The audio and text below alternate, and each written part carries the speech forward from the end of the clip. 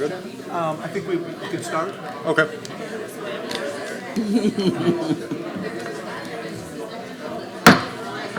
I'd like to call the meeting to order. Stand for the pledge.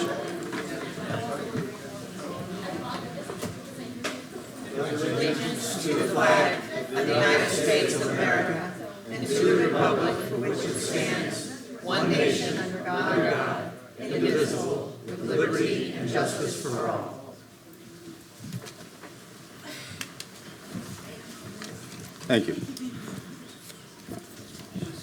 We have 2 meeting minutes, 2 months for the minutes to approve. Have we all reviewed the minutes from Tuesday, May 20th, 2025? Don't forget to do roll call. Roll call. First roll call. Yeah. All right. Philip Lantry, excused absence. Russell Alexander, Here. Nanette Douglas, excused absence. Dawn Grisby, Present. Ruby Bridgeforth, Here. Daisy Snyder, excused absence. Megan Marshall. Present. Mr. Chairman, we do have a quorum. All right. We've got the minutes in front of us from Tuesday, May 20th, 2025. Have we all reviewed the minutes? Do you have them? Yes. I'm just without here.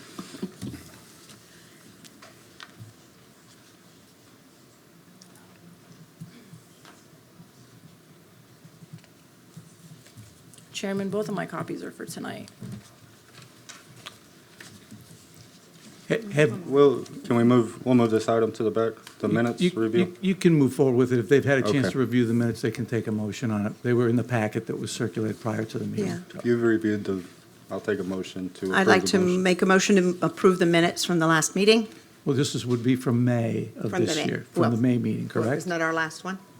No, Oh, from the May From the meeting. May meeting. May 20th. I second the motion.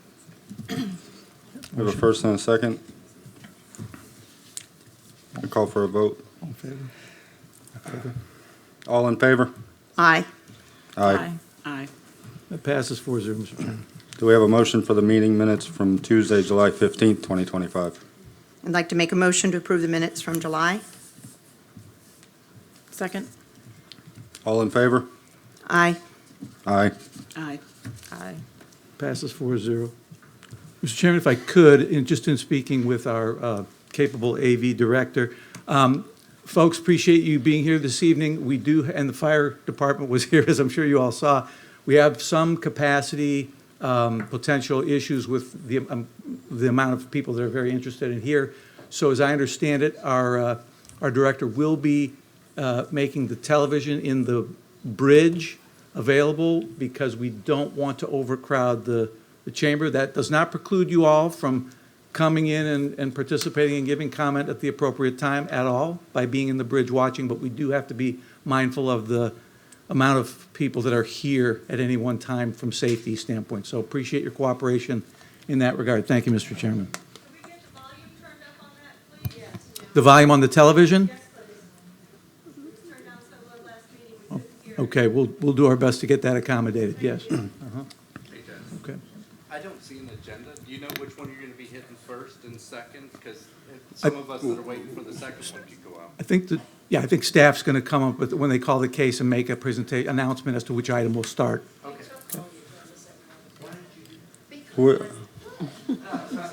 So staff has requested that we move item K to the beginning, so we're going to be reading item K first. Item K is the first one to be heard, Mr. Chairman, is that right? Yes. Okay. Item K is ordinance number 2024-50. It's future land use. CPA 24-00007 for the city of St. Cloud. Good evening, Melissa Dunklin, Director of Community Development. We have our consultant, Jared Jones, here from VHB. He's going to present our future land use element here for us tonight. As you all know, this has been a project that has been a multi-year project that we have been working diligently to complete, and we are proud to present this to the Planning Commission tonight. He will go through his presentation, and then I will wrap it up for him. Okay, and with that, I'll go ahead and let Jared take over. Thank you. So I'm Jared Jones, consultant with VHB, as mentioned, and for the past couple of years, I've been helping the city with its future land use update. So starting off, this is a growth chart for Osceola County. Everyone here knows that the city, the county, and the region has been growing very quickly, and it's expected to continue growing very quickly. And so the best thing that the city can do and has decided to do to mitigate downsides to this and maximize the benefits to the city is to proactively plan for the growth and really building up the building blocks that the city identified in the Envision St. Cloud plan, which are shown here related to character, employment, parks and open space, connectivity, and downtown. Right, so this is an overview of the timeline that we've been on right now. Of course, we're in summer 2025 at the Planning Commission. Our previous step was the additional engagement late last year, early this year, where we made some changes to the original maps that were proposed. So what were those changes? So 6 high-level changes: Lakeshore Boulevard, Vermont and Michigan, Florida Avenue, Orange Avenue, and some miscellaneous changes as well. So generally, we've walked back some of the commercial. Well, let's start with the overall map. It's hard to see at the scale. There will be some inset maps on the couple slides, And so these are all the areas that have had changes proposed to them. And then, so there was this was the map that was in the last submittal. So with these additional changes we've made since the last round of engagement, this is now the proposed changes. And we'll zoom in here a bit. So importantly, Lakeshore Boulevard, there was talk about restricting that commercial from the entirety of Lakeshore down to a more select segment. And that was the direction we got from council and from the community was, that's walk it back a little bit. And when we did that, we changed it back to residential. But, I do have to say, we changed it back not to LDR, but to MDR. And that was a mistake, and I do apologize for that and for the appearance that had, we weren't, that was not the intention. We really, picked the darker yellow and not the lighter yellow like we meant to. So now we are not proposing that change.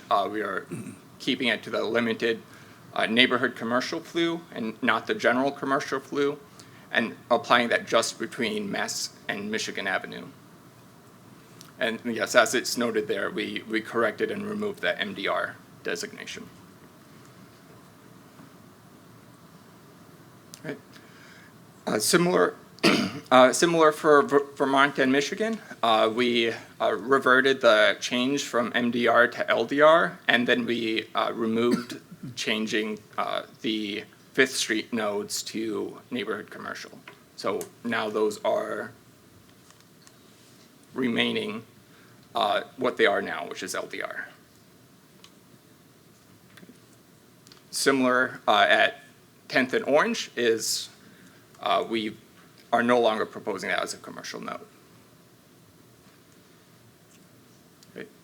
So kind of looking back to the current adopted comprehensive plan, adopted way back in 2020, and speaking to the growth the region and city has seen, and that plan actually underestimated the city's population by 20,000 residents, which is, speaks to how difficult it can be to estimate how the city and region will grow. So that has helped to inform some of these decisions as well. But looking to the future and the more recent population projections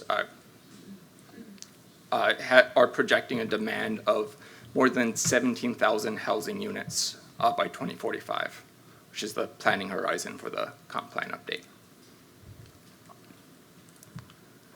And so more of the analysis findings that we conducted as part of this update. Of course, as mentioned, it's grown quickly. It will continue to grow quickly.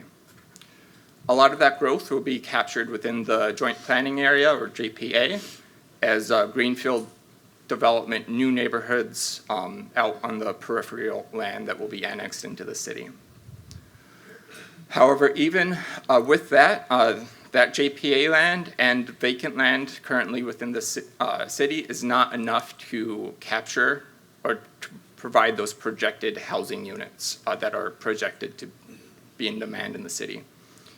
Additionally, not looking just at housing, but at employment as well, the city has a goal of balancing the jobs to housing ratio and getting more to even balance.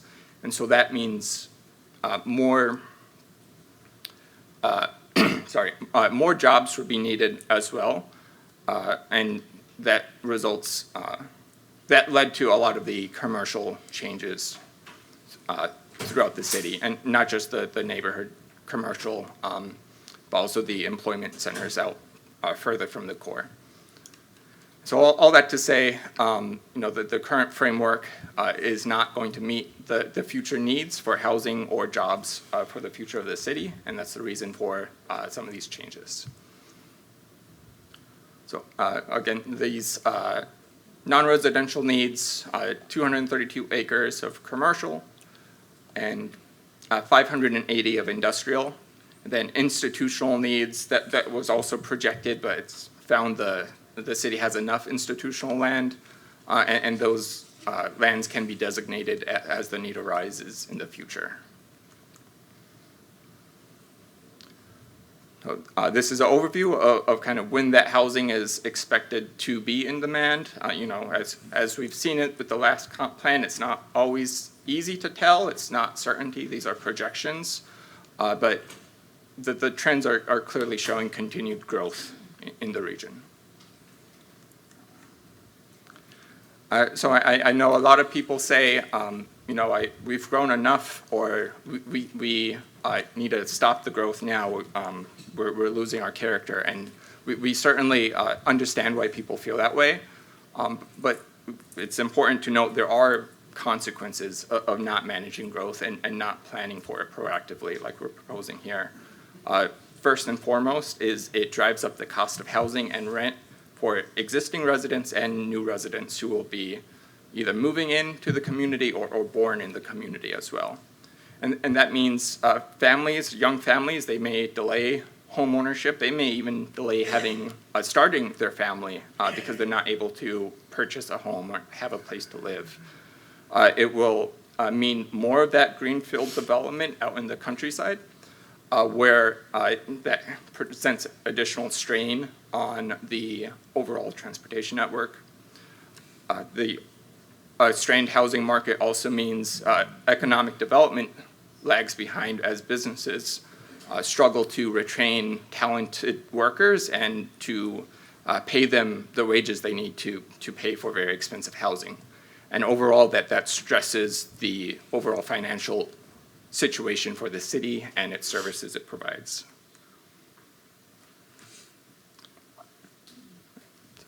So here's, again, the future land use map that's being proposed. And then, again, these are the areas that are proposed for change. The overall reduction in the residential area is less than 8% of the city overall, so it's relatively a small percentage, and the vast majority of the residential areas remain purely residential. Some of the other future land use districts have been proposed to become more mixed-use districts, so commercial and employment districts both allow for some of the other types, so housing and commercial and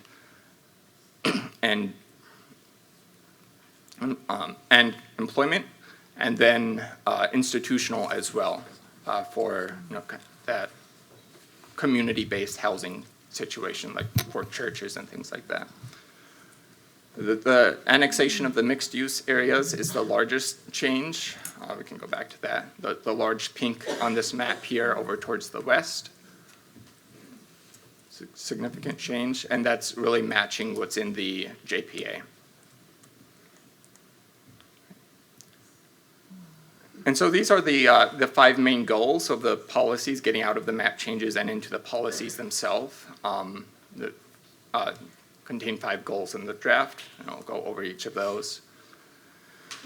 So this first one is really setting the framework of the comprehensive planning system for the city of St. Cloud, and it establishes those future land use designations, sets their densities and intensities, as well as their allowable uses, and presents how natural resources are to be considered in these decisions as well.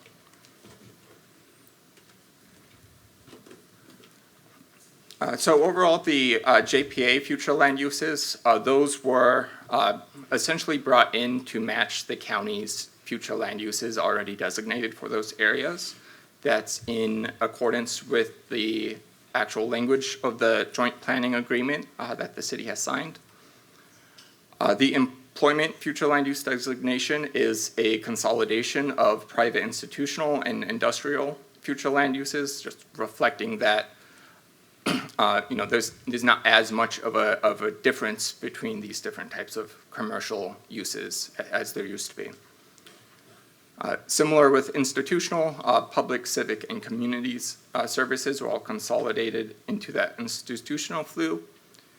And then we've already talked about the new neighborhood commercial FLU, allowing for limited commercial in the lakefront and Florida Avenue areas. I touched on this briefly earlier. So we allowed for the commercial FLU to have some housing, and for the high-density residential to have some limited commercial uses as well. And then the institutional future land use to allow, under certain conditions, some housing as well.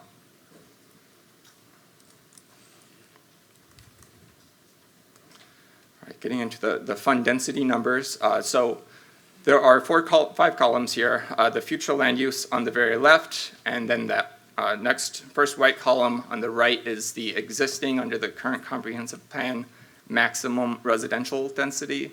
And then the next column to the right is what's being proposed. And then the 2 to the farthest left are similar, but for commercial. So maximum commercial density allowed, and then what's being proposed. So skipping down to the JPA centers, under the county, there was actually no maximums established for these designations, and the city's version has established a range of densities. The commercial CBD, it previously, as you can see, did not allow for any residential density outside of downtown. So now it's going to allow up to 30 dwelling units per acre, and then up to 40 within downtown. Then no increases proposed for the low density residential. For medium density residential, increasing from 10 to 18, then high density residential increasing from 18 to the up to 40. So I hear the reactions behind me. I know there's concerns with density on the character of the city, and again, completely understandable. One thing to keep in mind is that future land use is the maximum, that the city, as it implements this plan, will adopt zoning districts to implement these future land uses, and those maximums on those zoning districts can be lower than the maximum under the future land use. And the plan goes through a lot of different steps to try to promote diverse housing options that allow for more density in a way that is not disruptive to the community character. So allowing different forms of housing. Here we have some duplexes that essentially look like single-family homes or large single-family homes. Townhomes, similar. There's a few slides like this, as showing how density can be provided in creative ways that are reflective of St. Cloud's historic character and the vision that the city wants to see established in the future. And then getting up into the higher density, of course, those don't look like single-family homes, obviously, but there's still design standards the city can set to make sure that they are more aligned with the character of St. Cloud. See, and I really like this one on the right with the mixed-use live-work unit. It's very pedestrian scale oriented. It's the one on the left has the Florida palm trees and not exactly what you think of when you think of high density housing, right? You typically think of a tall or a big blocky apartment complex, but that is not the intent or the goal of this update.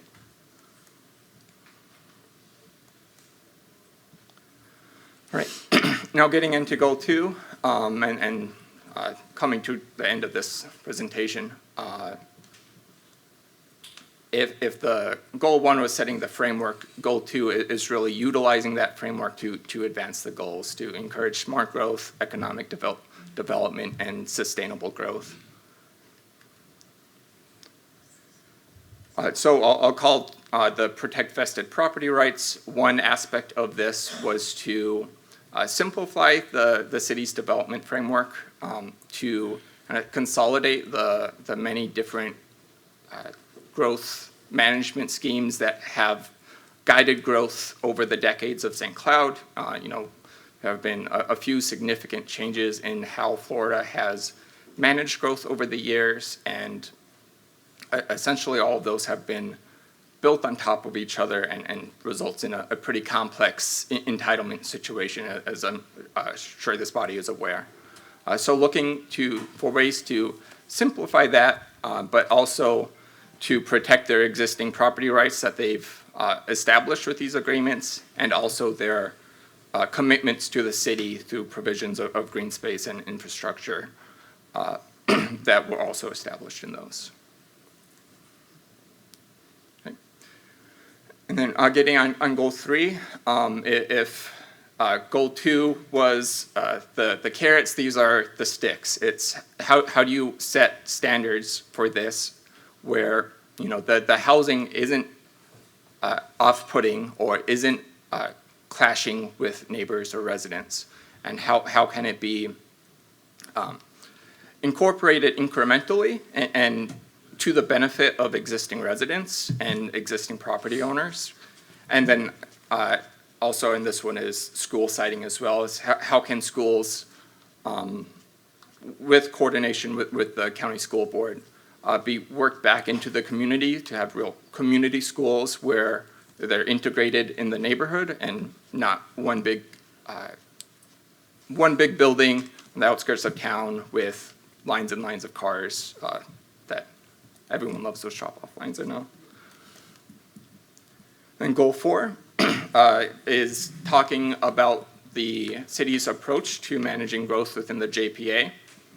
So identifying the need for continued coordination with the county, with Osceola County staff and their planners, and to proactively pursue the annexations in a way that encourages responsible infrastructure and annexation decisions. Right.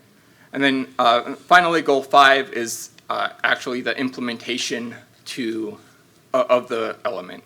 So it includes a table of 26 specific actions for the city to take to implement the goals, objectives, and policies of the previous 4. And a big component of that table is the upcoming land development code update that will take place after the comp plan is approved. And so the comp plan, it really sets the vision and says what's possible here. But how to do it and the actual rules that will guide the growth and development, that will be within the land development code update. and it also talks about relationship to this plan to other city-wide plans. So utility plans, parks plans, things like that, and how identifies ways to both build on those plans and how those plans can support the vision of this future land use element. Okay. I believe that is my slide, and I'll pass it off.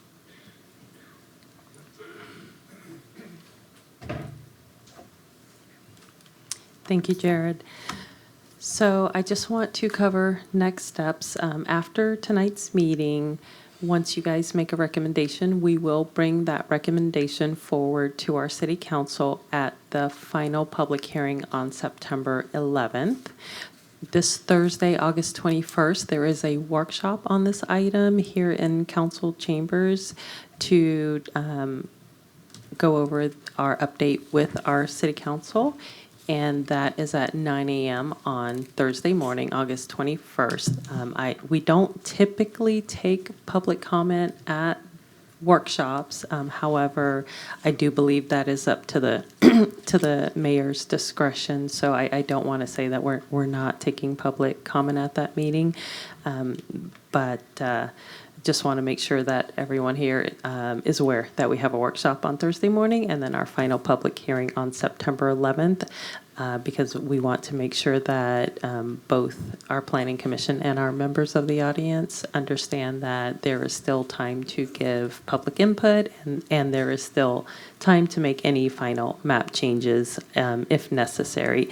And with that, we are requesting that planning commission recommend approval of this item. Of course, staff recommends approval, and we are requesting that you recommend approval of ordinance number 2024-50. And at this time, both myself, staff, and the consultant are available for any questions. Melissa, I have a question. Can you break Yes, it ma'am. down a little bit more in layman's terms for me and hopefully some I of the sure other people can. out there? Let me just go back a bit, and I don't want to rehash the whole presentation Right, because I know yeah. it was pretty long, but let me just make some general comments if that's okay.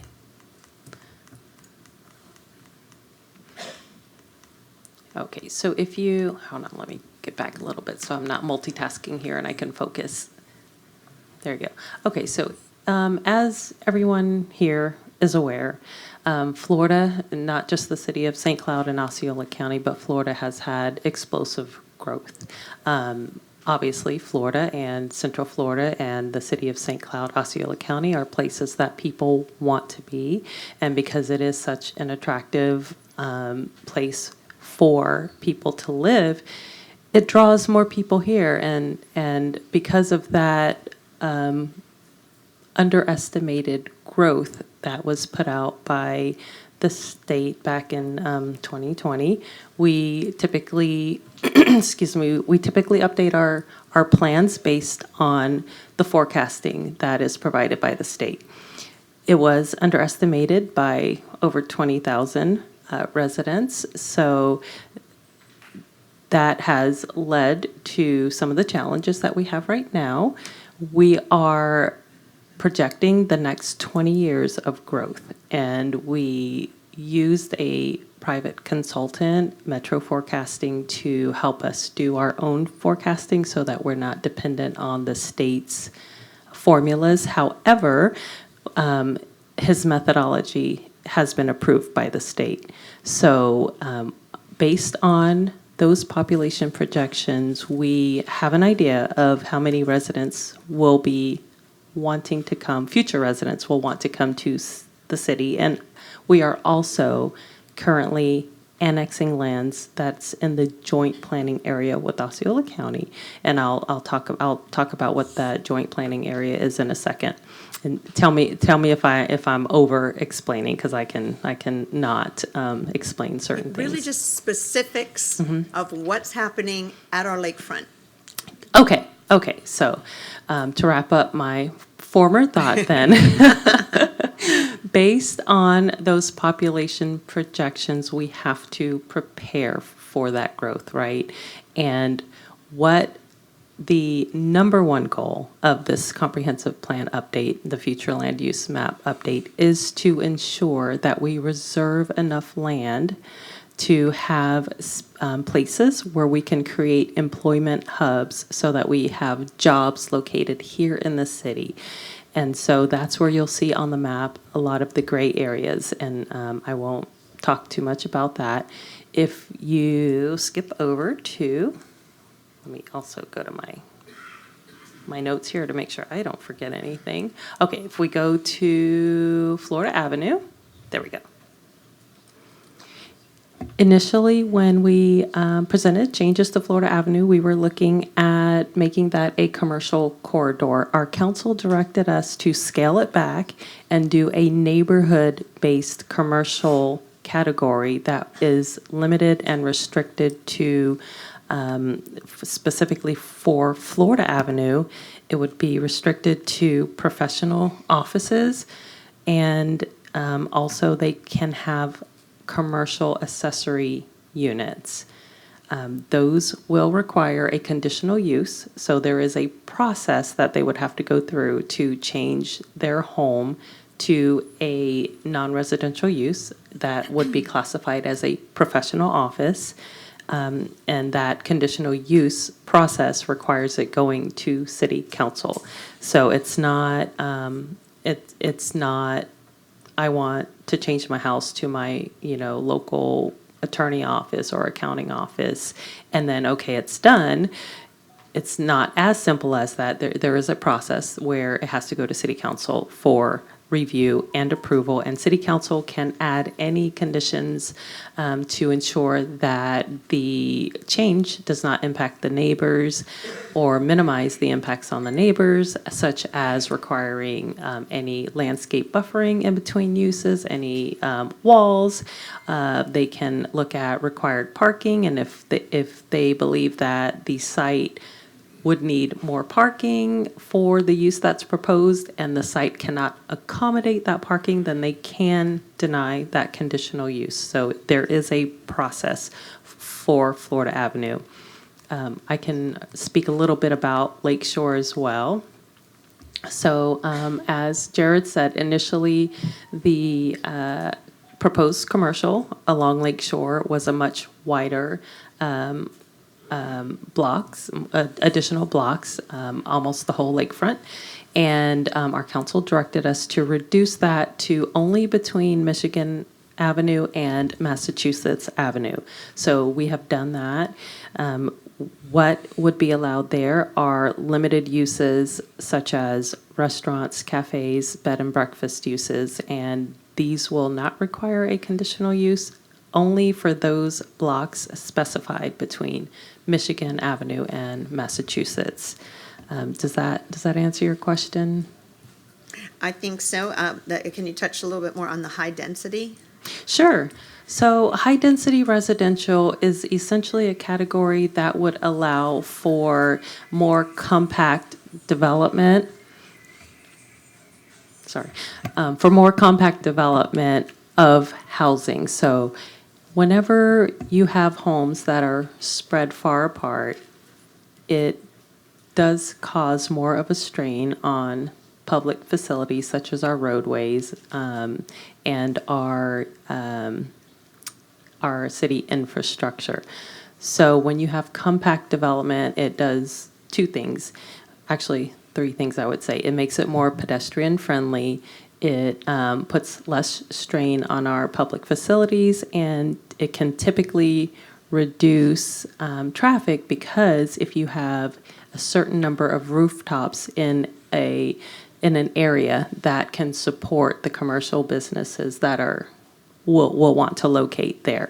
So we need the housing for the workers to work at these businesses. Obviously, you can't locate a business with jobs if you don't have anyone there to fill the jobs. And so having those high density developments situated where we want them to support the jobs is what we're seeking to accomplish here. I can appreciate that. It's just I'm having a hard time wrapping my head around 40 units per an acre with a whole lot more people in that unit on the streets, driving to wherever. I'm not sure how that is less, but so, Yeah. so I am, So, How does that benefit the residents? we'd like to, we'd like to allow the city to do the presentation and ask questions, and then we'll take statements after that time. so that high density is still between, possibly between Massachusetts and Michigan. No, we don't Okay. have, we don't have high density there. So I know the map is kind of hard to see at this scale, but the darker brown color, that's where we are proposing high density residential. So it's south of 192, between the blocks of 14th and, I'm sorry, I believe it's 14th and 19th Street, or maybe 17th, sorry, I can't see. 14th and 17th Street. And then there are some proposed north of 192, north of 13th Street along 10th Street. Can I piggyback off of your question since we're on high density? What design standards is the city going to implement for these structures? Because all of the high density that I'm looking at on the map is in the middle of single-family homes.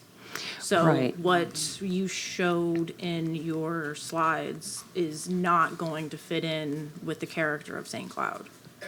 Right, so keep in mind that those areas that are shown on the map right now, those are smaller block sizes. So there will be limitations based on the block sizes themselves. And so typically on those smaller block sizes, you'll see things such as these courtyard units. But that'd be medium density. Oh, there, I see that. No, That that's, one's those are density, high yeah. density. It's being, The ones it's before. being called Sorry, high don't- density. Right, because density typically, or not typically, density is the number of dwelling units per acre, right? And so the smaller the unit, the more units you can fit. And typically, these smaller courtyard units are not, your 3-4 bedroom homes. They're smaller units, so you can fit more on a city block than you could your more suburban type developments. I appreciate the answer, but back to my question, is this, what we're looking at, is that going to be the city-adopted design standard for that high density?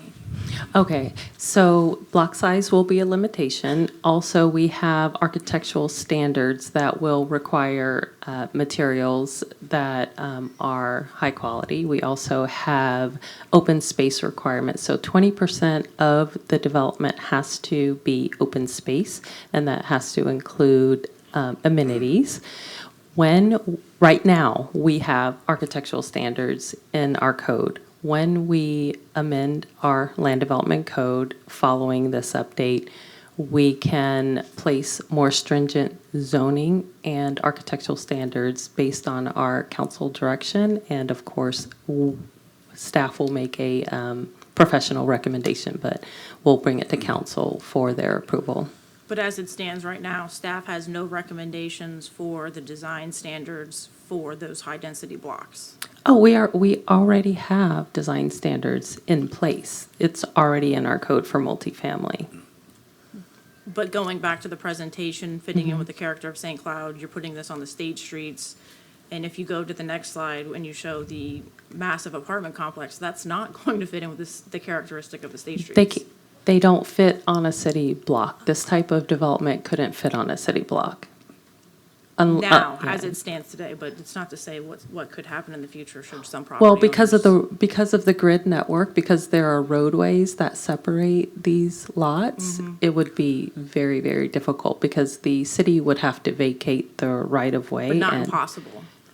No, nothing is impossible. But these pictures here are what you're proposing for elsewhere outside of our Correct. city grid. It's really for the Correct. one. But Because remember, this is not just the city grid. This is citywide. This includes annexed land that we just annexed over in the Edgewater area. And like Live Oak, if people wanted to have a picture in their mind, right, Right. on Nova Road and Correct. 192 Live Oak, that would be an example of this. Correct. And if anyone's familiar with the Marlowe apartments that are at Yeah, Nova that's the and one I saw. 192, we just annexed that. Yeah, I don't disagree with this for the new, fresh, raw annexed area. I'm concerned about, I'm sure a lot of people are concerned about, what are you doing with the state streets? You're changing single-family, and it's not impossible. So that's kind of my fear. I would hope that we're a little bit prepared for essentially the worst. Because I don't know if you guys are going, you know, if the city is going to vacate any of those right-of-ways, close roads. It's not impossible. It's not impossible. That would take a city council action, and And that would come before us again. Yeah, I can't imagine city council would approve that. For us to vacate right away. I don't understand the need in that particular area to change the high-density residential, the density from 18 to 40 units per acre, because you can't fit that many there right now. So why the change Well, there? remember, it can be incremental as well. So it doesn't have to be 40 units. It could be up to 40 units if you have the right site for it. If the site won't allow it, you can't do it there. Because of the design standards. Because of the design standards, you have to have parking, you have to have landscaping, you have to have open space, you have to have stormwater retention. But if you, I'm sorry. So wasn't there another, there was another there was another slot on that page for areas within the JPA, which would be what we were talking about for those larger units. They would be within the JPA. I'm sorry, can you repeat that?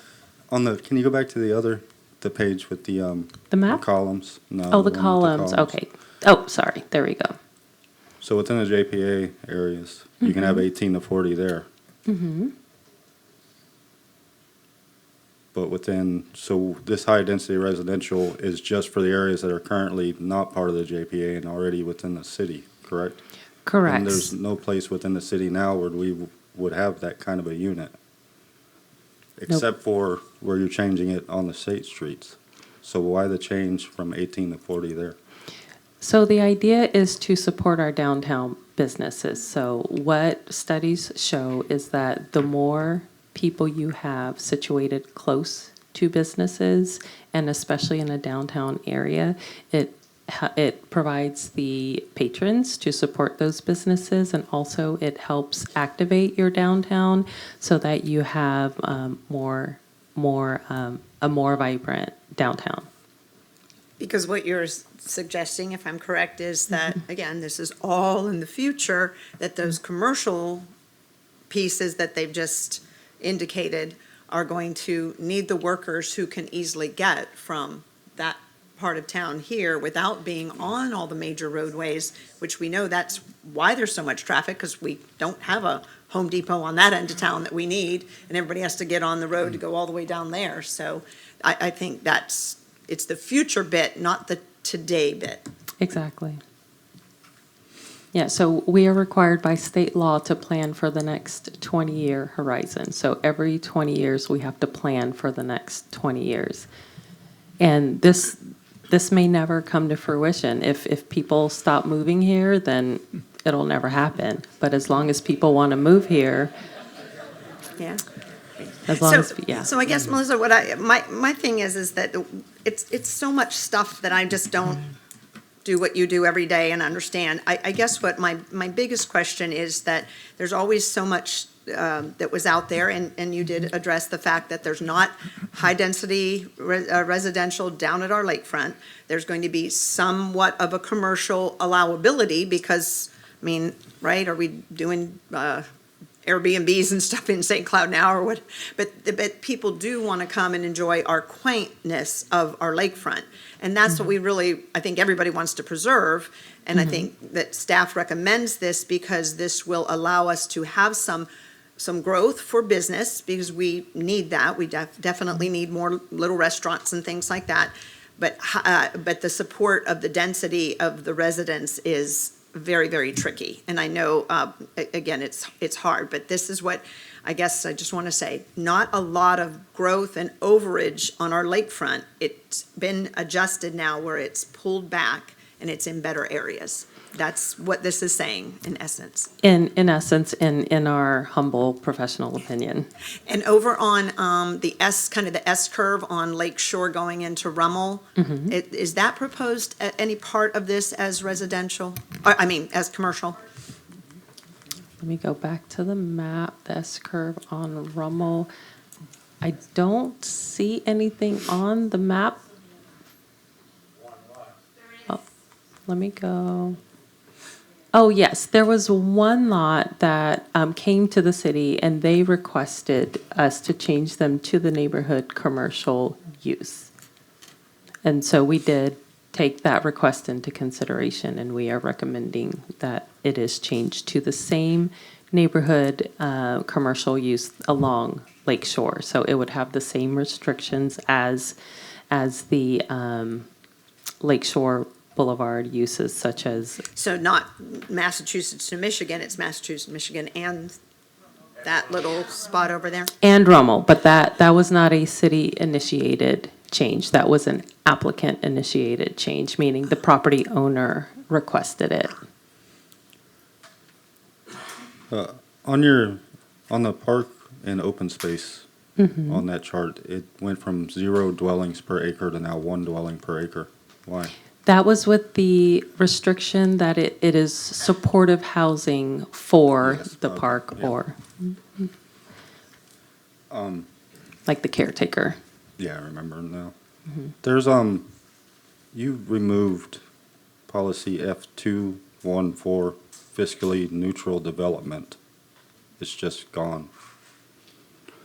That said, to ensure fiscal responsibility to the residents, the city of St. Cloud shall require proposed development to be fiscally neutral when the development meets a certain threshold or requires an expansion of city services as specified in the Land Development Code.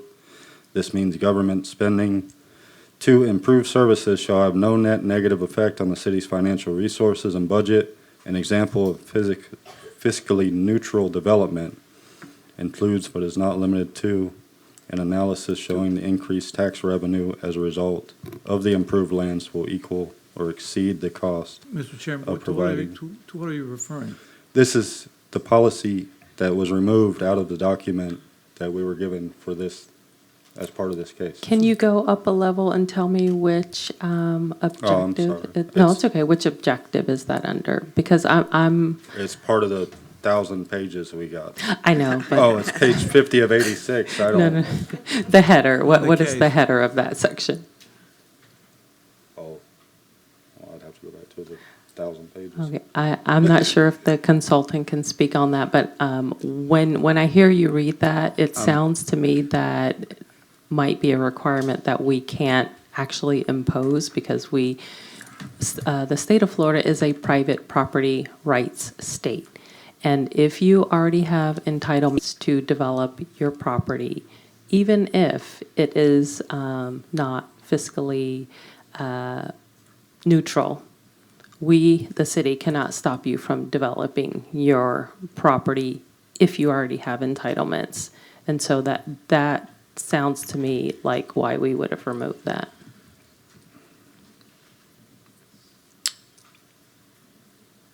So if there's entitlements, it can be built on at a cost, and it could cost the city money potentially, but it would still have to happen with no benefit. Yes, and I don't know what the exact number is right now, but if you have a single-family home that doesn't bring in a certain amount of taxable value, you're already costing the city money for maintenance. Like the taxes we bring in does not cover the cost that it takes to maintain. Yes. So give an example of that. Are you saying that a small house that doesn't have any improvements would be a burden on the city as opposed to, or I'm not sure I'm not sure why the removal of that, how it affects anything. So meaning Oh. if property doesn't cover itself, like if the taxable value of the property does not cover the costs to the city for whatever services that may be needed for that property, we cannot say you can't be there because you're not covering your own costs. Okay. You can't And kick then- somebody out of their little house if Well, if it would it's be- their house. It would be like a new Right. construction type deal, but it would probably be like if you were to find a lot in the city and build Oh, a city, alright. you know, a good regular rule. size house on Right. the city. Okay, it's a good removal. Okay. I think that was, I have a question about the institutional, it's said in the slides that the institutional needs have been met. I'm assuming we've spoken with the school board to get their involvement on whether or not that's factual or not, because there's a lot of mixed use being shoved down our throat, which I don't know how the school board's able to balance what they actually need versus what the city's approving mixed use wise. If you've got a bunch of commercial and residential mixed together, do you know if that conversation's been had with them? So I believe what you're asking is if we have enough institutional land use to provide land for all the schools that are necessary? Well, no, it says that we did. I just want to Well, confirm that. that institutional use is not just for schools. It's for any public use, civic space, et cetera. So it's not only for schools. So the city doesn't have control over the school districts. So they can locate pretty much wherever they need to locate, and they determine when schools are necessary, not the city. Yeah. But if we're increasing the density within the city, that's going to increase the need for schools. So that's kind of where I'm going with the, Oh, yeah, we coordinate with the school district do they now? every They're- day, yes. They're aware of this, they're We they're send supportive them- of this plan? We send them every project that comes through the city. So they're supportive of this code? They did not object to it. Well, but the reality is the school board is, you give them the information about who's moving here. They're not gonna say, oh, sorry, we don't need any more people here because we don't want to teach any more kids. Yeah. It's that this is what's happening, this is the growth, so we're gonna need another school, and the school board says, okay, we're gonna have to get some teachers and get a principal, and then that happens. So Yeah. it's not that they can say, oh, yeah, it's okay to do it, no, or Right. don't do it. They just have to know the numbers and be part of the Right. plan. Right. And they provide us a school capacity report for each development that comes through the city. Mr. Chairman, if I could just make a comment, just, it's redundant, but remember that this is a requirement the city has to adhere to with a plan pursuant to Florida statute by Florida law. So this is not something that has been unilaterally worked up, if you will. This is something to comport with Florida statutes, which those have to be complied with from a legal perspective, and also juggling the growth that, based on information that's been culled over a significant period of time. So these are broad issue topics that I know there's a temptation to drill down to the specifics. There's no question about that. It's very natural. But we have to be cognizant of what's on the agenda tonight is it's a future land use modification. Questions are all relevant and good, but these are very big picture issues that are being met. I think the bigger picture too would be, why are we pushing this through if the state just signed and approved Senate Bill 180, which basically vacates any comp plans that are different than what we've already adopted? So I believe Manatee and Orange County have already been denied by the state when they tried to push through their comp plans, which was similar, regular conventional zoning to transect zones, which is what we were given the class on last time we were here. So is that something that the city's already flushed? We're confident that the state's gonna approve this? I think that the council's very confident that the city's moving forward as it needs to with regard to the Florida statutes. Yeah. Hasn't met resistance with that as yet that I know of at all. I think it's doing its due diligence and trying to comport with Florida statutes. Big picture, again. Are there any other questions for the applicant? Is there any, Mr. Chairman, did you or the commissioners have any questions of Mr. Jones as well from the presentation? Any questions now? Mr. Jones?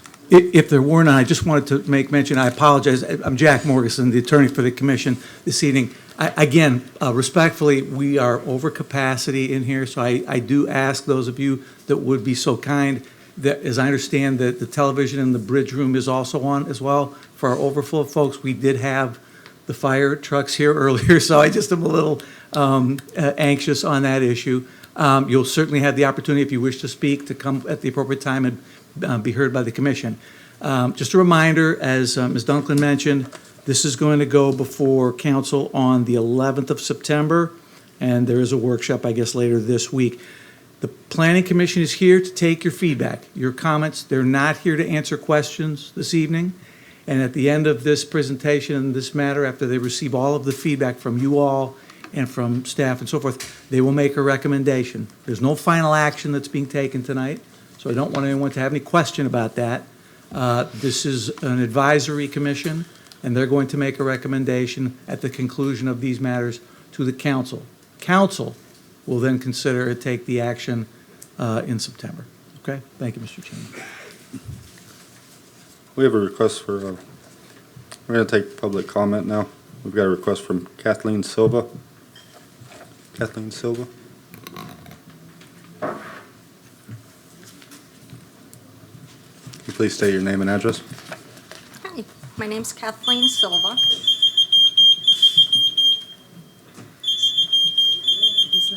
I didn't touch it. Nobody touched You didn't get your anything. 3 minutes. There it goes. There it goes. Ma'am, I'm sorry, if you could just adjust the microphone a little bit so we can make sure to hear you. Thank you very much.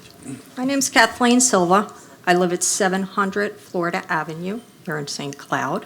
I own the historic Dr. Woods house. I purchased that home in 2013. It was foreclosed. At that time, most people that I knew told me I was crazy to give the bank money for that house. I've spent the past 13 years fixing it up, restoring it, and I believe making it one of the nicest homes here in the neighborhood. I would have never taken on that project had I known that the city was planning on making my street a commercial block. That is not why I moved to the lakefront area. I live here in this community. I work here in this community. It's a community. My children are safe here. People know who they are. We are not like the other neighborhoods in Florida. We are not like Kissimmee, where nobody knows their neighbors. My kids know at any time they can run out of their house and run down the road, if they needed something. When somebody says, I work at the hospital, and they say, hey, grandma's here, they mean their grandmother's here. That we treat our own families in the hospital that I work for. I don't understand why, and it feels, maybe I'm wrong, but I just feel that this commercializing lakefront is being pushed at us. It came up before elections, and it was kiboshed. And now it's back again and saying that, oh, we're going to vote on it in September. I don't think that's a long enough time to think about it and to truly get the information from the people that it's going to affect. Yes, I know everybody wants to move to Florida, and I know that Osceola County is the fastest growing county in the United States. But with that, we need to stop and really take a look at what do we want for our neighborhoods. And turning my house into a commercial business is what's not best for our neighborhood. Thank you. Thank you.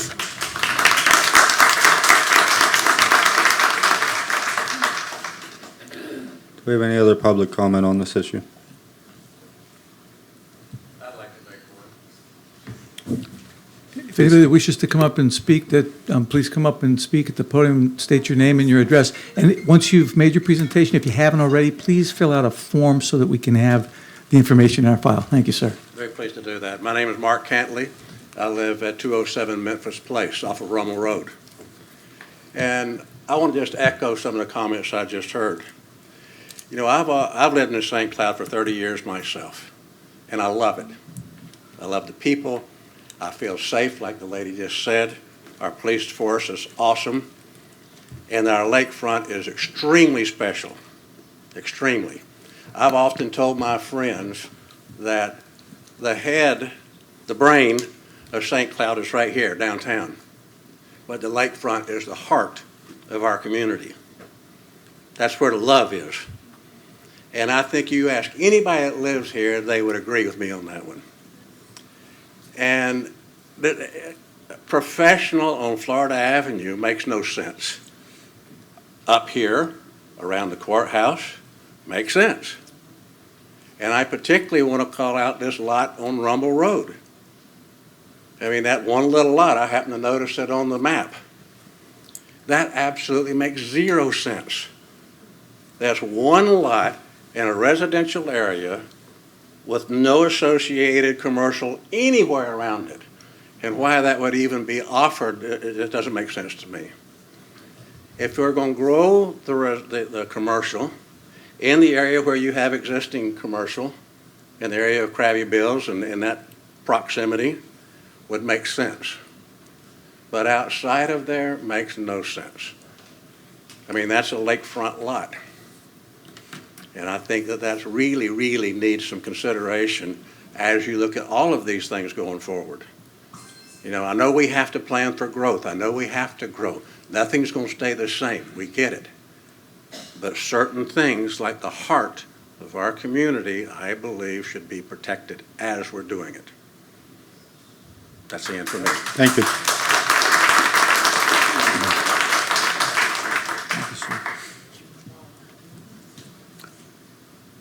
Good evening, Joe Thacker, 17 South Orlando Avenue, Kissimmee. There are two properties that I want to make sure get changed on the map. We have already submitted it to staff, but I want it on the record. That's at 192 in Puffin to keep it commercial instead of changing it to highway business. And then also keeping the First United Methodist Church in downtown as institutional instead of neighborhood commercial. Okay.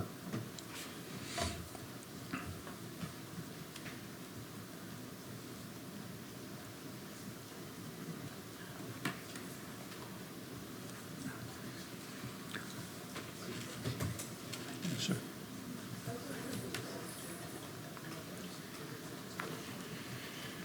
Hello, Terry Roberts. I've lived here all my life. I'm a little different than some of the other people in here. I'm not here about my personal home. I'm here about my business, which Sir, is just your address, please. I'm sorry. 1491 Orange Avenue. Thank you, sir. Yeah. Which its designation, I believe, is IR2, which is industrial, and there's quite a few things that I can actually do with the property. The issue that I have with changing the name, which I was told, I made a couple phone calls to ask about it, and I was told that no problem, your zoning's not changing. Well, it's not the zoning that I'm worried about. It's the rules and regulations that comes with the future land use that I'm worried about. You can call it a pink pig or whatever you want to call it, but it's whatever for instance, you're living in a subdivision, you have an HOA. The HOA then is going to tell you, they're not going to tell you you can't build a house there. They're going to tell you what color of the house is going to be and so on. So in my issue that I'm having is in some of the wording, which I don't know exactly from what, I believe it's employment. What does that mean? What's the rules and regulations for future land use of employment? There is none. It says it right here on the piece of paper. It says, it's kind of like the Nancy Pelosi thing, whether you like it or not, you got to pass the bill before you know what's in it. Yeah. It's very, yeah. So it can literally cost me, because I purchased the property so that I can do pretty much everything that's on there, and I bought it for an investment at some point. Say if I decide to retire and I want to sell it, I would be selling the property based on what it is, which you can do everything that I purchased the property for. But now if it says in here that the land development, future land use, it's going to have rules and regulations if you go to change it. They're not going to change anything that I'm doing now, but it will if I sell the property to somebody else. Now, it could literally cost me hundreds of thousands of dollars. So,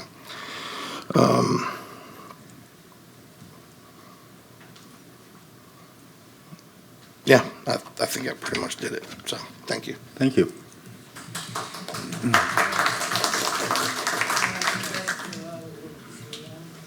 Hi, good evening, everyone. Teresa O'Doherty, 2 Macon Way in Savannah Park.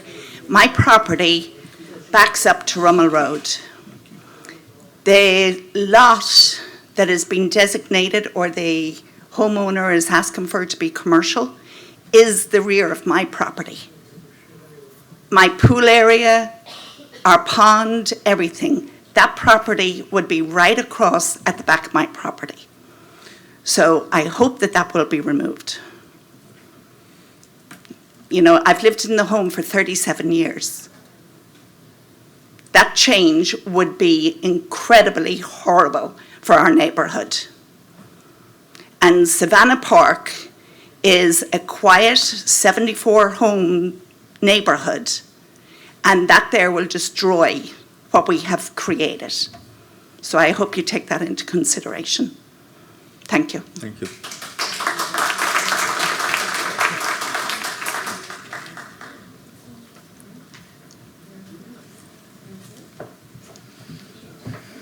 I am Pat Palmer, 3005 Canoe Creek Road. I don't know if this is the forum, the place, time, but I have a question because I live in one of the areas that are designated as park open area. My house isn't a park or an open area right now, so I would like some explanation of what that means. Well, it's not for the commission this evening. You might want to speak with staff at the conclusion of the meeting, but the commission's here to take your feedback, certainly, but they're not here to respond to or give you guidance or answers on That's this. what I, thank you, that's Yes, what I ma'am. needed to know.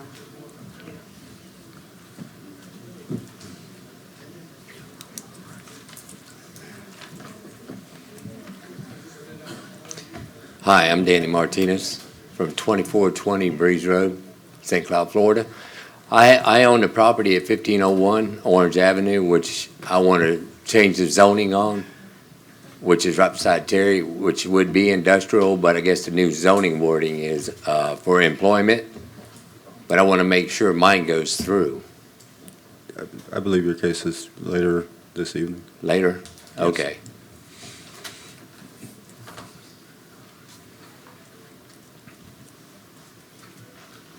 Good evening. The name is Joan Zhang, and I'm at 2464 Promenade Drive.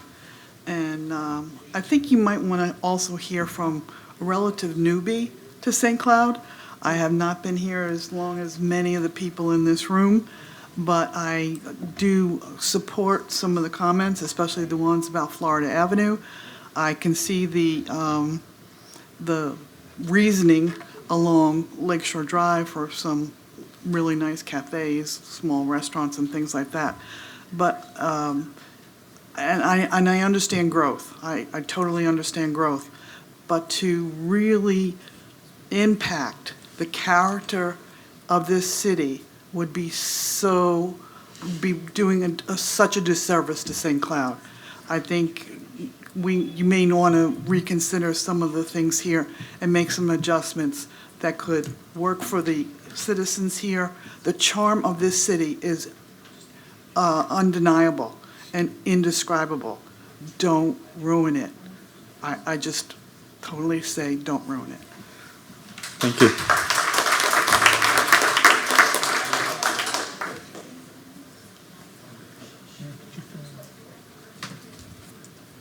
Thank you. Thank you. Thank you. My name is Thomas Richards. I live at 1517 Pennsylvania Avenue here in St. Cloud. I've been here for 30 years. I've raised my 3 children here. It's a small town. We raised them. It was great. My area is going to become high-density residential. And the only way I can see them creating high-density residential in those state streets is we're building up. We're going to be taking down all the trees. We're going to totally change the character of the center of our city. It's going to be nothing but high-rise apartments. And it's not going to be a place where I'm going to want to stay. Thank you. Thank you. Hi, I'm Dawn Luna, 3068 Sandstone Circle. I own a business on 1000 Lakeshore Boulevard, this Rusty Anchor. As of right now, on weekends, it is impossible to park on Lakeshore Boulevard, so I'm very concerned with all the businesses coming in where people are parking. Downtown, the businesses are not thriving as well as they should be, so instead of focusing businesses down there, I don't know why we're not fixing the ones here and finding parking here, maybe getting transportation down to our beautiful nature of lakefront from the businesses here in downtown, which we've worked fairly hard on with bricks on the floor and all that. Thank you.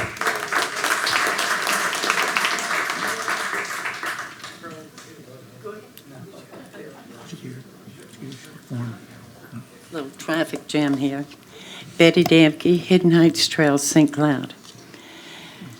I have 4 generations of family living here. We've been here for 40 years.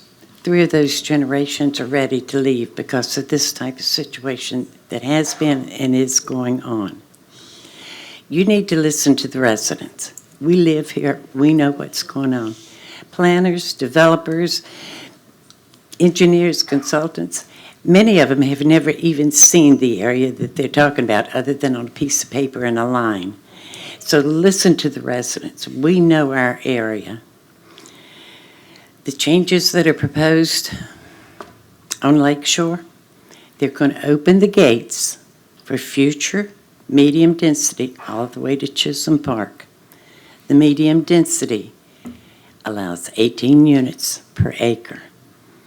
With that, a developer could, starting at Lakeshore right now, could go in and purchase 2, 3, 4 or more homes, tear them down, and then suddenly you've got a condominium, 3 or 4 or more stories high. And don't say it won't happen. Changes are made right here at these dioceses with you and the city council every meeting, just like you're planning to do right now. The commercial zoning on the corner of Rummel and Cypress, all that will do is open up more commercial down Rummel Road.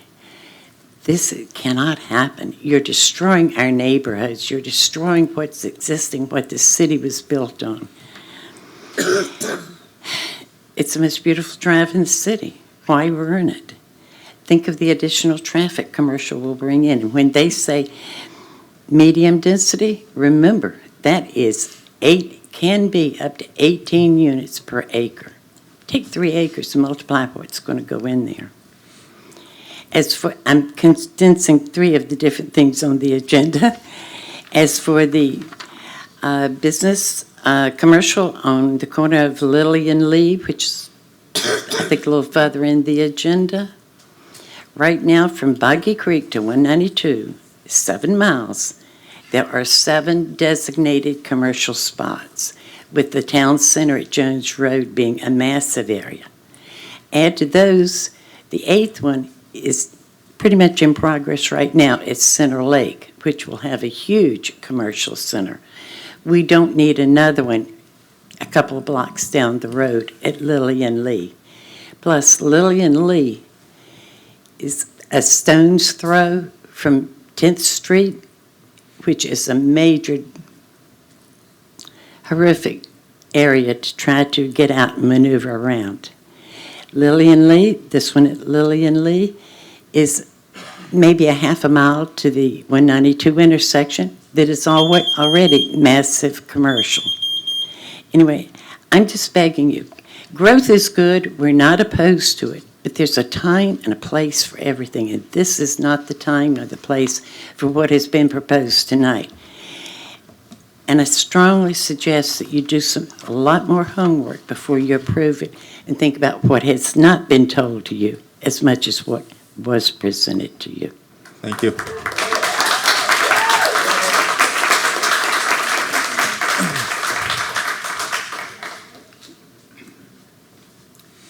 I'm Gerald Nielsen, and I live at 3025 Canoe Creek Road.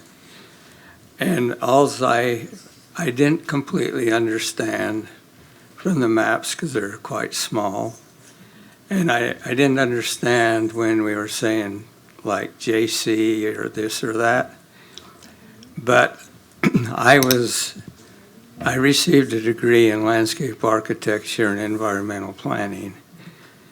And what I would just like to suggest is that what we are working towards is what I consider urban sprawl. And I also think that when these developments go in, I didn't hear anything about protecting nature's ways and the animals' lives. What happens is they sell a piece of property and it gets developed. And then they sell another piece next to it and it gets developed. If they would work it so that there is a corridor where animals can move, we would not lose what we have and that we enjoy in nature. And that's what I would just like to see considered a little bit. And to see all these buildings going up, which we see today, and they talk about traffic, and that's going to hold it down. And that's not going to do that. It might be downtown here, and that's the place to do it.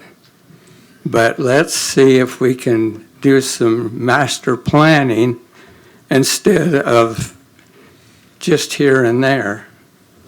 I would really like you guys to think about it. Thank you. Thank you.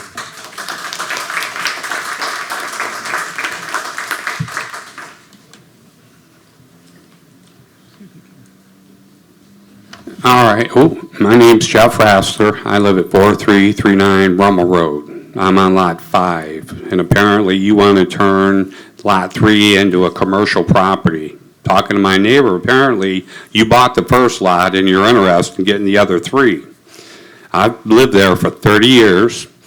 I own Lot A and Lot B, and you annexed my lot across the street into the city. And now you're proposing putting a sidewalk, and you're going to be cutting the trees on the other side. And we have owls and eagles that have been nesting in those trees that I've seen. They come every year. And I don't understand why you want to put a commercial property in a residential area, and I want to know what it's going to be used for. Does that mean you want to put in a jet ski resort or what? And so basically, I'm just trying to find out what's going on because I'm not getting any kind of information from anybody. Yes, sir. As I mentioned, sir, the commission's not here to answer any questions, but to take your feedback. Thank you. Okay, thank you.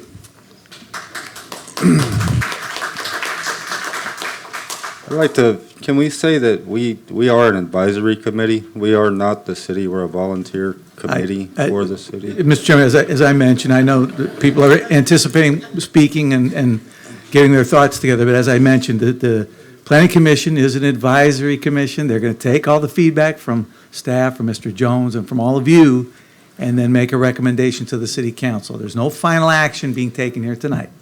So take that. That's exactly what's going on. So, thank you, ma'am. Hi there, I'm Darlene Moresco. I live at 430 Oregon Avenue in St. Cloud. I've been here since 1971. And I understand growth is going to happen, but I also know that we have a building downtown St. Cloud that's been growing, and we've been waiting for a long time for it to be finished. And so you're talking, I think, commercial downstairs, which we need, and apartments upstairs, which obviously we need. So I'm going to ask the advisory committee to advise them to get it done.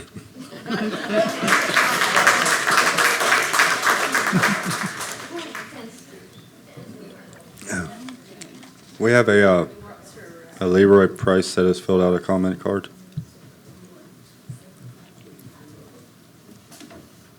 You can go ahead, sir. I'm Andy Strano, and I live at 1700 Eastern Avenue. It's a corner of Eastern and 17th. It's a 3-acre lot. Lived there for the last 13 years. I've owned a house down here in St. Cloud since '94. But it's being rezoned as employment. I came up to the city offices 3 times a week ago, try and find out what employment was. I'm like the guy on Orange Avenue. There's no definition of what that land is going to be used for, other than once this land use gets proposed, I'm R2 now on 3 acres. once this gets proposed, any structure or change to my property will be under new zoning, which nobody can seem to say what it's going to be. I want to leave it the same as it is now. If there's going to be future use on that street, let them do it individually. Everybody on Eastern Avenue has 3, 5 acres, big acres. It's only residential. The woman talking before said, well, maybe your taxes don't pay for the use of the city services. Well, the last 13 years, I haven't got any city services at my house. The ditch overflows all the time. If there's a hurricane, 2 of my acres are underwater. Nothing can be done about it. Nobody does anything. So if that was made into industrial or whatever, it's going to flood out the whole street.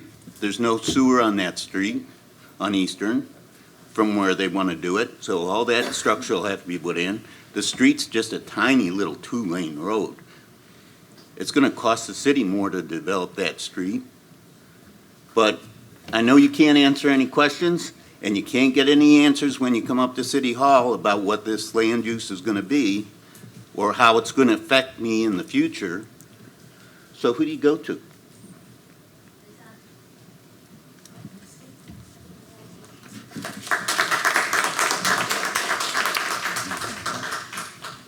I just want to talk about the situation. I live on Clay Whaley Road. Sir, I'm sorry, could you just state your name and address again for the... My name is Leroy Price. I live on Clay Whaley Road. When I came here in 1986, I went to the county and I asked them about the land use, and they showed me this green area, and they said this is all agriculture and conservation.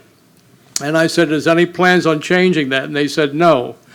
And we have a community back there, and we were forced, if you will, to build on 5 acres, one single-family home. We couldn't split it up, we couldn't divide it, anything like that. And that was kind of a appeal. Now they want to put all these hundreds of houses across from me, and I understand that. You can't stop progress, and I fully agree that developers have a right to do that, but within limits. And now they want to put this section right across from my house called mixed use. And that seems like giving somebody a blank check to do whatever they want. They could put an apartment building, they could put a gas station. I think it changes the whole character of the community, and I would appreciate that something like that doesn't happen. Thank you. Okay.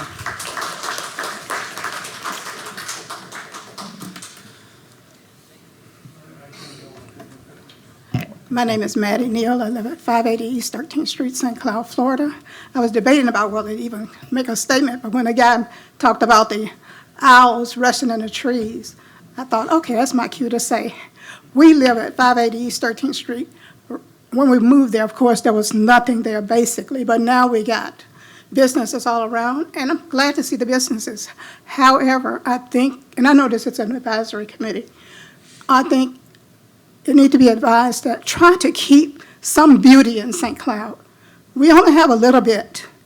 580 East 13th Street from Crawford to Orange Avenue is one little section. And of course, Lakefront is another. But in those little sections is where the animals live, where the butterflies, where even I think we have some historical buildings. I don't think we should, I mean, I know we want to expand St. Cloud, but I think we need to keep those little bit of beauty areas. Thank you. Thank you.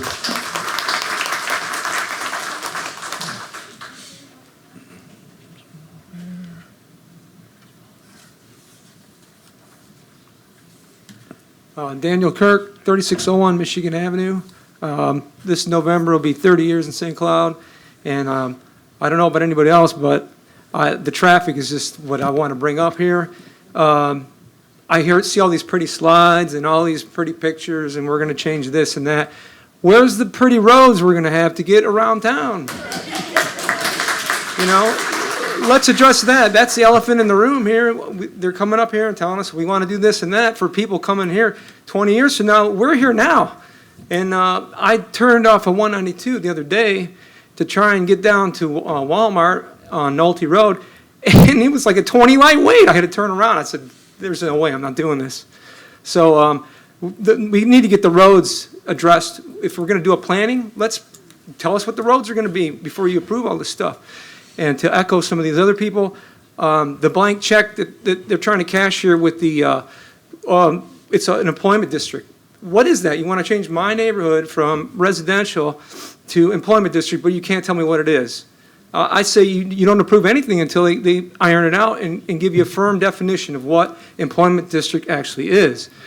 Also, let's stop building schools on main roads. You're crippling the town with the school. You can't get in and out of any area. Nova Road, now we've crippled that road.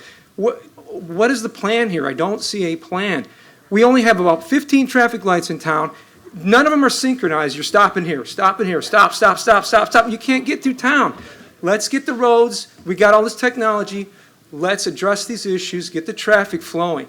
It's just, these are issues that can be solved. And as far as this is, you can't take questions, but I would hope that you can address these issues for us. Thank you. Thank you.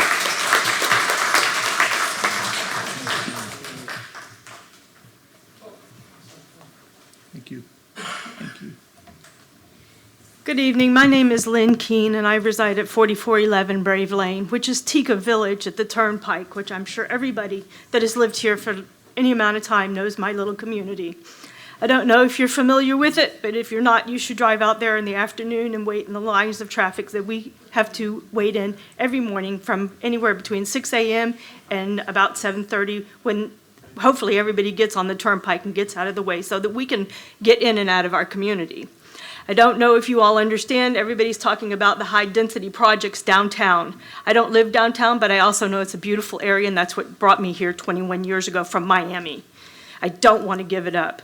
But I also know that you have slated, or the commissioner has, or somebody has slated the area next to Nolte Road. When you come out there, anybody familiar with Nolte Road and Canoe Creek, the green space there, the last green space where the overpass for the turnpike is going to go. They have slated it high density. They want to build apartments or whatever in there. You can only put so many spaces on a piece of property up next to the turnpike. We already have issues with buses every morning with the school children across the street. We now, as a retirement community, have children that have to come and live with their grandparents at times. We have issues with buses there. If anybody wants to know where the entrance and exit to that community is going to be, they should ask the Planning Commission, because it's supposed to be right there on Canoe Creek Road, coming right out at that turn signal. So you're going to have two turn signals coming off of Nolte Road onto Canoe Creek continuously. This is not going to change after the flyover has been built. How are those people going to get in and out of the property? We are already in trouble getting in and out of the property. I myself go up to Clay Whaley and have to make a U-turn in the mornings. If I can get out, if somebody is gracious enough to let me out and or to let me into the other intersection, the other lane to get over. You want to add a multifunctional piece of property there next to us with more homes, more young people driving. It's just a cluster. And it's really sad. And that's what St. Cloud has become, a cluster. You can't get on 192, you can't go here, you can't do this. Sit in the traffic on New Nolte in the morning. Sit on Clay Whaley Road trying to get out. Anywhere up and down there is just ridiculous. And they want to add high-density homes right there. I'd like to see the owls we used to have and the turkeys that used to come through and the deer that used to come through.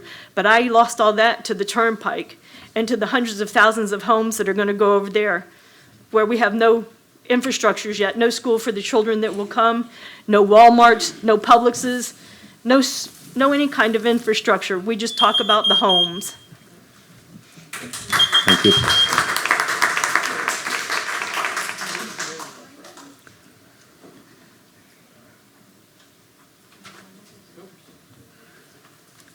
We have no more. You can hand her. She needs to sign a sheet. Good evening. My name's Kathy Neal, and I also live in the Tika Village community. And I was very upset that they are planning on putting 66 townhomes in between that tiny space, which will wipe out the rest of our green area that we had. Our founders 30 years ago came down from Orlando, found a beautiful enclave within an enclave, and we were surrounded by green. We donated land to the city of St. Cloud so that you could build a fire department beside of us, which now a new fire department is going in and is supposed to be bigger and better. We're thrilled about that, and we were generous enough, or I should say, the founders were generous enough to take that valuable property and donate it back to the city. We have no green left except one area of what backs up to me. I was at the council meeting. They had no idea that it had been allowed. I don't know. I've been trying to find out how this works as far as development, permitting, okaying it, building. It's very confusing to me. But I do want to say I did my own traffic study as far as accidents, okay? And from the St. Cloud Police Department to what is now Clay Whaley Road, where you go on to the turnpike, just that small area. In 2022, I believe there was like 94. In 2023, there was 111 accidents. In 2024 was 95, which surprised me. And in 2025, we are not even into the middle of August, and we are up close to 100 already. So, and those are, it says traffic, it doesn't say, it says traffic with injuries, traffic with no injuries. Well, I've been in a traffic accident, and I thought I wasn't injured except for my hurt ankle. 2 days later, I'm in the hospital with a morphine drip because my entire body hurt from that crash. So when they say no injuries, I question that number about. And what's really interesting is the number of accidents that happened right at the fire station. I know right at the entrance of Tika Village, there have been at least 3 fatalities in the last couple of years, and I see my time is running out. But please take into consideration the green space, and most importantly, the traffic and the safety. As an educator, I thought educating our students was the first and foremost, but as a leader, I learned that safety is first and foremost before education. Thank you. Thank you. Thank you, ma'am. My name is Matt Welter. I live at 1909 Eastern Avenue. Unfortunately, a lot of my other neighbors, some are here tonight, some couldn't be here tonight, so they asked me to come and speak on their behalf.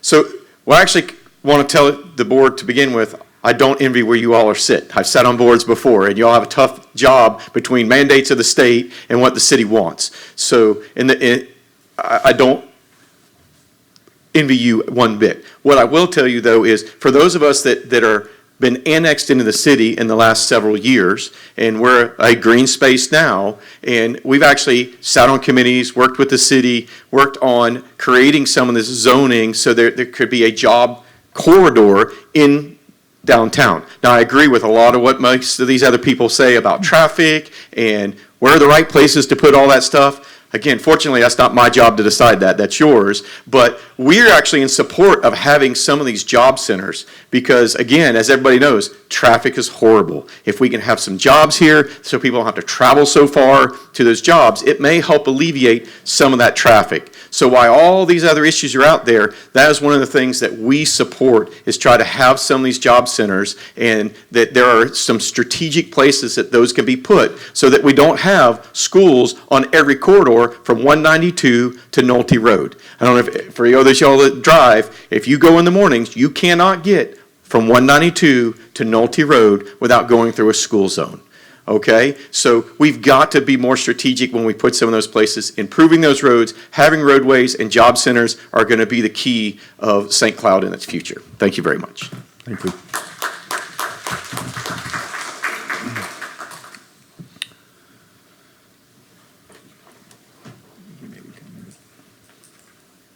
Hi, my name is C.D. Hoffman. I live at 718 Florida Avenue. We've just got the new walkway that was put down. I think it's beautiful. I think it ought to be that all the people that live on Florida Avenue should have beautify their houses more than try to turn them into a business. That's all I have to say. Thank you.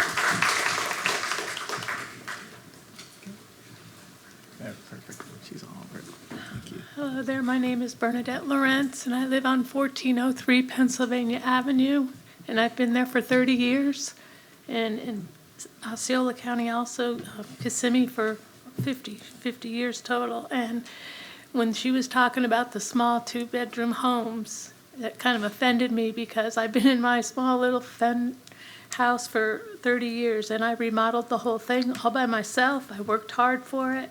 And I can't see turning my small little house into no business at all. So I just wish that they would really think about the smaller homes. Thank you.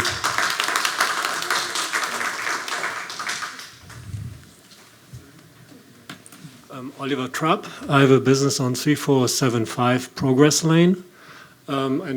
Seconding a little bit the issue with the schools, St. Cloud has been a success story from the demographic growth, and for that reason, a lot of investors are rushing into St. Cloud to build additional schools.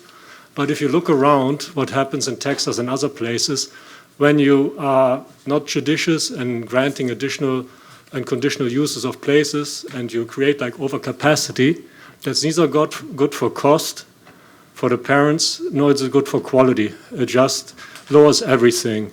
So the demographic trends are also that parents have less kids to some extent. So I would be very judicious not to create too many schools and allow schools in residential areas, because it's not good for the quality either if you overbuild. Sir, I don't think he mentioned his name. Oliver Trapp. Your name and address, please. Oliver Trapp, 3475 Progress Lane. There's a I form. didn't hear your first name. I thought Thank you you. said Thank you, sir. address. Sorry. Thank you, sir. All right, if everyone has spoken, we'll close the public comment session. I have some follow-up questions for the city, for the applicant. Mr. Chairman, are you closing the public comment? Yes, we've closed the public comment. Make one last call out to see if someone, because this is the final call for public comment this evening before the commission Does deliberates. anyone else wish to make public comment? We're going to close the public comment. Thank you, sir. Okay. And we have some follow-up questions. Yes, sir. Yes, sir. Sorry. Thank you.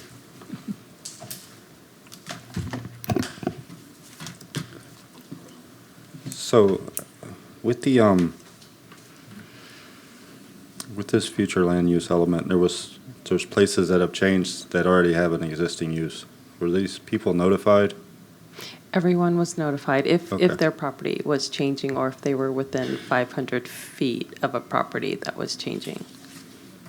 If I could, Mr. Chairman, just a clarification, maybe I in interjecting, I apologize, but just to clear what I'm hearing is, but this endeavor for the land, excuse me, I'm sorry, this endeavor for the change to the future land use map is intended to not impose additional restrictions or burdens on existing property owners, but to potentially expand those, correct? So in other words, I'm just hearing concerns that any kind of adoption of this will instantly change someone's property into something that it's not. And that's not what's going on here. Is that correct? I think that needs to be expounded on specifically for the commission. That was, Sure. yeah, that was my next. Okay, Between, sure. yes. So for the future land use, and forgive me, I will try to say it in layman's terms and not use planning jargon. The future land use is the vision of where the city is headed, and we are required by the state to plan for the next 20 years. So it is essentially a master plan and a guide for growth for the next 20 years. It does not change the zoning of the individual properties. The zoning is what sets the more customized uses and development standards for the individual parcels. And each land use that we have either proposed to create tonight or is already in existence that we are proposing to expand into other areas have correlating zoning districts. And so once the land use changes, it is up to the individual property owner to request the zoning to change. Later on the agenda, you will see that there is a table of classified lands. That is the table that we are presenting tonight in support of this land use change that will identify which zoning districts are compatible with which future land use designations. So your zoning is what says, how many stories your building can be. It says how far back from your property lines does your building have to be, what type of landscaping is required, what type of buffering between you and your neighbor. All of those specific design standards and design elements are tied to zoning, not land use. What land use does is it reserves the land, because one thing I believe everyone needs to take note of is right now we have this huge sea of yellow. Everywhere that you see a yellow color on that map, that means it's already entitled for single-family homes, whether they are attached or detached, and they can build right now up to 4 dwelling units per acre. If we don't set aside land for other uses, all of our land will be eaten up by subdivisions. And so this exercise is to change the land use now so that these large tract home builders cannot eat up all our land, so that when the market is ripe for multifamily or it's ripe for employment, we have no land left for those uses. So specifically to just help out, the Orange Avenue concern of that doesn't mean that person's going to have hundreds of thousands of dollars of cost in the future because that land use is being adjusted. That zoning is already set, per se. I'm not sure I understand. Well, the concern, I think, was on like Orange Avenue. Oh, this is coming and changing. There were 3 in particular: the idea of what is employment, the idea of a house, a place where there's a house, and now it's going to be open space, and then the Orange Avenue concern where there was changing. I thought it was the land use there. Those folks, again, shouldn't be concerned that their house has to go away because it's now open space, or. Correct. Right. And we will check on that. No one's home should be changed to open space. So that may be a map error, or it could be, when you zoom into the map, it just appears that it's covering that land. We did take down her contact information to correct that. So that should be a non-issue.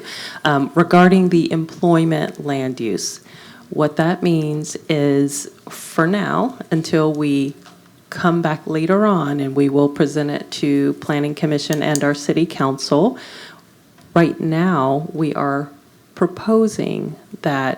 industrial land uses and office land uses industrial zonings and industrial and office zoning designations, are part of the employment land use. So if we are proposing to change the land to employment, we are preserving that land for jobs. That is the goal. So when a property owner of a parcel that has an employment land use wants to either develop it themselves, or if they decide to sell it, then it will have to be a use that is allowed in industrial or an office zoning, because we are wanting to ensure that those lands do not become homes. We need places for jobs. Again, I know I've already said this, but if we don't preserve land now for businesses to locate here in the future, or even, as soon as the market allows for it, it will be eaten up by homes, because right now it's already entitled to allow single-family homes up to 4 dwelling units per acre. And I think we've, things like out at, off Clay Whaley, et cetera, there are places, and I know folks don't come to all these meetings, so people don't hear all the things that you all have established, and they're coming, but you can't just say, we want it, and it happens. But those are being set aside, so there is commercial in areas that just haven't come yet, right? So that might be things Correct. folks don't know. Right, and I know mixed use is not very clear if you don't understand what the plan for mixed use is. Whenever you have a designation for a mixed use land use, you have to have an adopted concept plan. And in that concept plan, you have to demonstrate that you are balancing your homes with the jobs. That's the benefit of a mixed use district, because the city can be ahead of that by requiring a jobs to housing balance.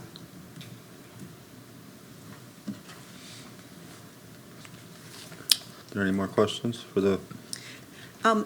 I guess it's a recommendation, first, that it was kind of disturbing to hear a lot of folks say, oh, I came down here trying to get, I think that we just need like a question area that the city, and I'd like to really push the council to come up with that, so that when people can come in, they can have, they might not you be there to answer it right then, but there can be something they fill out, and within 24 or 48 hours, they get that answer. Because I think that's, the unknown is what really frustrates people. And I just kind of want to say, Commission, that as, 6 years ago, before I learned and sat out there and was my first commission, I had lots of opinions and didn't know half of what I have learned over the last 3 years of how much that this staff does. And I just want to kind of keep reminding folks that they are master planners. That's what they're doing. So if people think they're just picking stuff out and doing it, they're just not.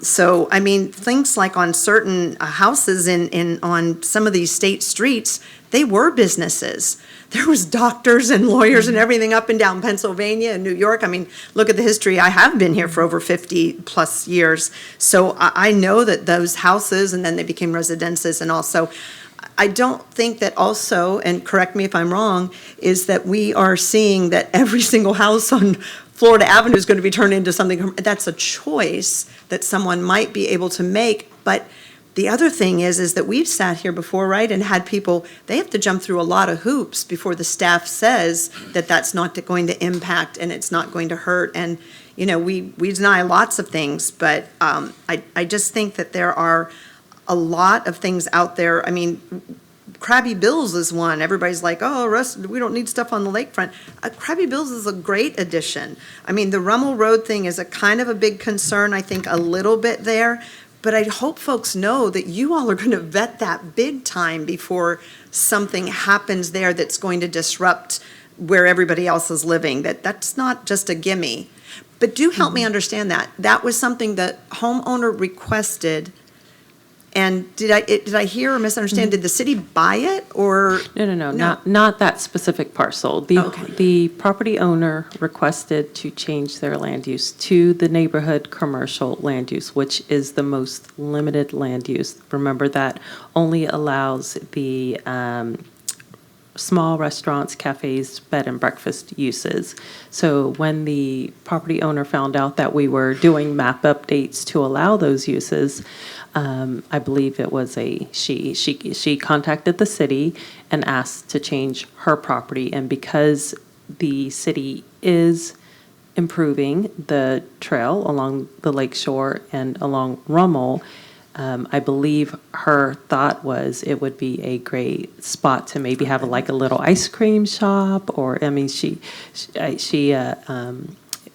thought of a couple different uses, but. Plus, you think about the amount of size, like, there has to be extra parking, there has to be handicap, there has to be so many hoops that someone jumps through. Right. I don't want residents and us to, like, think that they're gonna put some great big giant thing there, and now everybody's all, so Right, and I there's can a lot. explain that just a little bit. It starts at land use, the next step is zoning. After that, depending on the site itself, there may possibly be a conditional use or not, but then there are the engineering plans. And so there are several levels of review that happen before the building permit can ever even be applied for and obtained. Ms. Duncan, I don't mean to be redundant. Forgive me, Mr. Chairman. Just I want to make this point so that it's clear to the commission and to anyone that's interested. As I understand the presentation from some of the concerns were raised, this proposed amendment to the future land use, that is not going to impose restrictions on existing, the nature of one's existing property at this time. It's not that. It's not going to disrupt that at all, whether it's a two home or whether it's a business operation or wherever. This is simply going forward prospectively for those property owners, either existing or future, that wish to do something maybe different or what have you, that there may be some flexibility depending on what they're proposing. Correct. Everything that's proposed in this plan allows a greater use. We have not. But it doesn't take away restricted, from right. from an existing, okay. Correct. It does not restrict any existing uses. And we have to put something into place, so. Correct. I mean, even if it isn't this, something has to go into place because of the JPA, right? Well, because of state Because of statutes. the state law and the statutes, okay. Would you go back and reiterate the Florida private property rights? Yes, ma'am. So the state of Florida is a private property rights state. It meaning the state required every jurisdiction in the state of Florida, all cities and counties, to adopt a private property rights element in their comprehensive plan, which we have done. And essentially what that means is, and I'll just say for me, if I owned a property downtown, and right now I'm entitled to have up to 4 dwelling units per acre, the city cannot stop me from building my up to 4 dwelling units per acre. The only thing that the city could do is say, okay, on your acre, you must accommodate for parking, you must accommodate for any landscaping requirements, you must accommodate for any stormwater runoff, things of that nature. Like at the engineering level, we can impose those requirements. But the city does not have the authority to say you cannot build on your property when you're already entitled to build on your property. And every property within the city already has entitlements of some sort. So how does that apply to this employment zoning? A couple of people talked about they're living in these zones. How does that affect them? If they live in an employment land use area that we are proposing to change, they don't have to do anything. If in the future, or even, as immediately after this is approved, if they decide as the property owner that they want to develop their property into an employment use, they would then have to come to the city, to city council, and request to change their zoning to a zoning that is compatible with the land use. And then depending on which zoning they request, there are uses tied to every zoning. And if we use industrial, for example, there's an I-1, I-2, and I-3. And depending on the level of industrial that they're requesting, the uses become more intense as the number gets higher. But also we are proposing to have the office land use compatible with the employment land use. The office zoning compatible with the employment land use.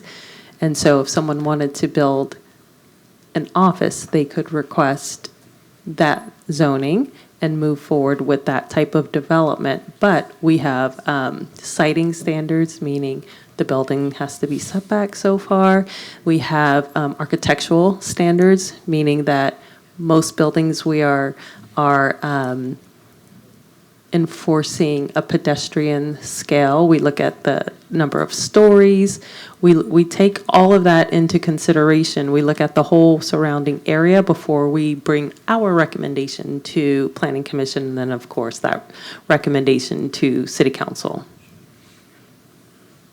Does that answer your question? Yes. That's, and just that's strictly that's voluntary. That is voluntary. Any existing property owner in that subject area what you were discussing, they can remain as they are. It's not Correct. a requirement that they change it. Yeah. That is correct. I think that's important to confirm. And my other question too is, Joe Thacker mentioned something about 192 Puffin and a Methodist church. Can you elaborate on that? Is that something that is proposed, a change in there? Yes, so, and I'm going strictly based off memory, so Joe, please feel free to chime in if I get this wrong. But for the property at the corner of Puffin and 192 on the north side of 192, right now they have a commercial land use. We were proposing to change it to employment. They have requested that we keep it commercial. So after tonight's meeting, between now and City Council, we are going to remove employment as a land use for that property and keep it commercial because from what I understand, they already have someone interested in developing it as a commercial property.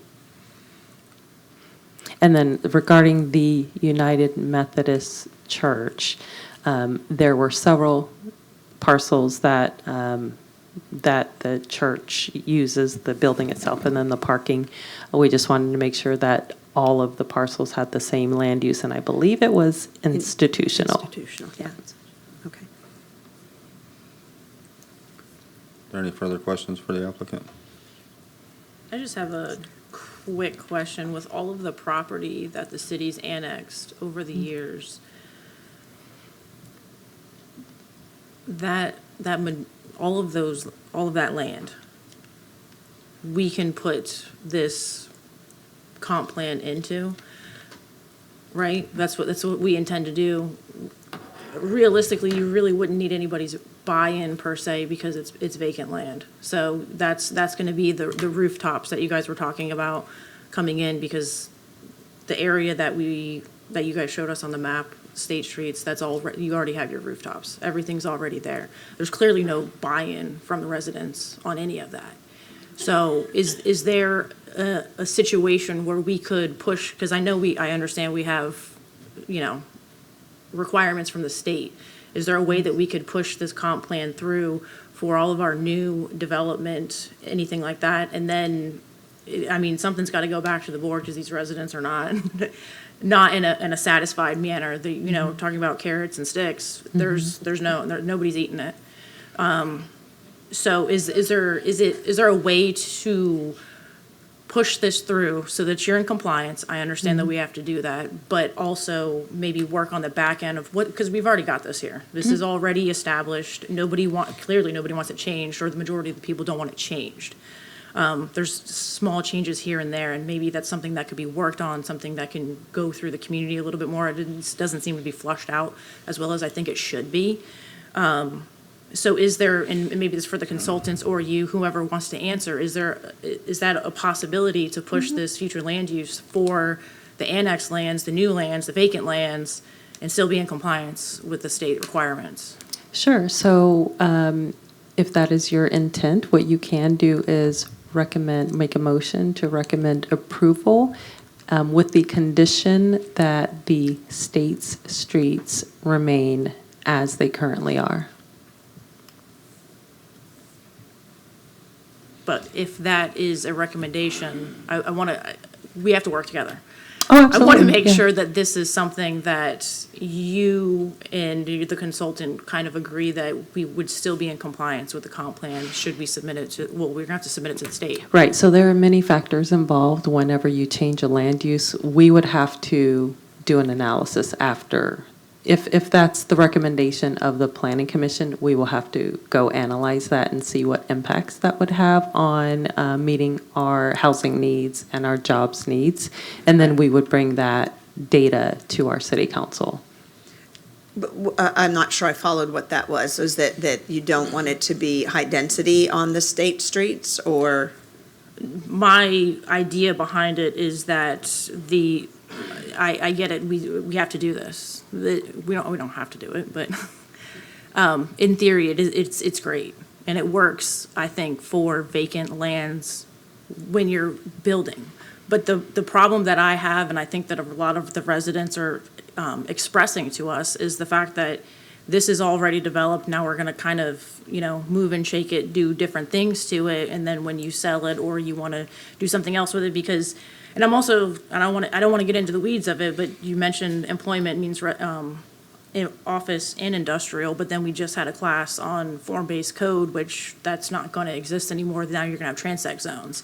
So it's gonna change a lot more than what is here today. So it's, and I didn't even honestly want to bring that up, but it is. Well, just to clarify, transects are form-based codes. Right now, we Yeah. have Euclidean zoning. But you're not gonna say that something's zoned industrial, it's gonna be whatever transect you change it into. Correct. So that's what I'm saying, it's gonna be different than what is here. What is gonna be different? I don't want to get some other, I don't want to get some other topic pulled into like what this specifically is about, because this is very specific area, so I'm not following. Yeah, that. no, we can stay focused on this, but the code itself, the way that it was presented to us at the last class learning session that we had here, was that the code's gonna be changing into the form-based code. So that's what I'm trying to, and I don't disagree with the form-based code if it's new lands, and so my struggle is with the state streets. You have an established area, now you're gonna put a form-based code over it. How does that change? I think if you, and How does that substantively change what's being proposed in this? I'm not sure I'm following that. Maybe I'm not down in the weeds. I don't really with you know, on that. I'm not. If you were I to- think I'm following, I believe what Megan is saying is in the mixed-use districts, that is more of a hybrid of form-based code with Euclidean zoning.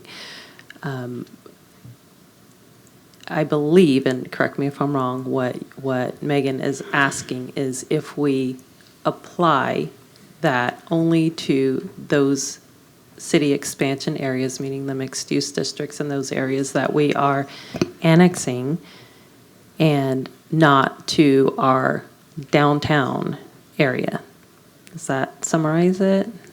I think more or less the grid part of it, but if you was to not put the future land use into the grid, you would have to move it, you would have to change the entire, everything else, because you wouldn't have the population that you're going for.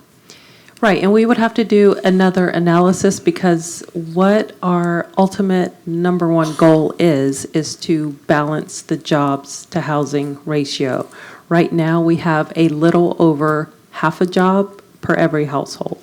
So that means people have to leave St. Cloud to go to work. And so if we can balance and work towards balancing that jobs to housing ratio, the goal is at a minimum to have one job per every household. And what that would do is prevent people from having to drive outside of the city, and they can work inside of the city, which essentially would reduce traffic on our major thoroughfares. Yeah, I remember the workshop a few years back that was, again, and it's that, I always use the same example, the Home Depot thing. If you had more commercial in certain areas, then there is less traffic on the road. And yeah, I mean, I drive it every day constantly, so I know the times when I just stay off the road. I mean, that's in every city. The peak periods are the peak periods. I think that is just something that we're going to have to keep dealing with too, so.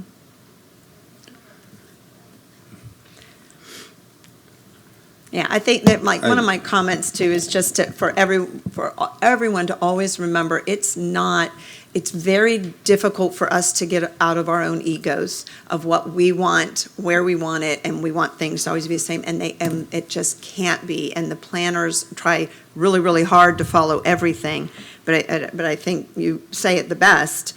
It's something that has to happen.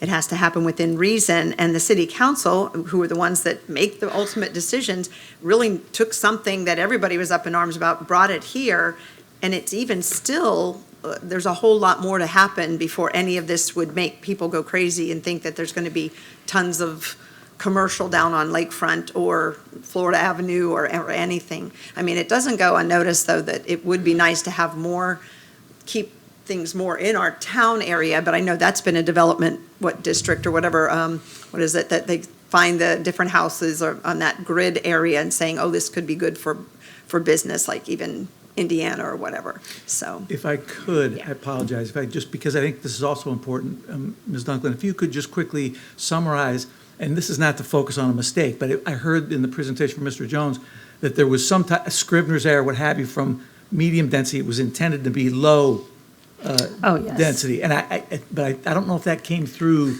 clearly enough that. On Lakeshore, yeah. On Lakeshore, and I just wanted to amplify that, at least to get that point clear for the commission. Very good point.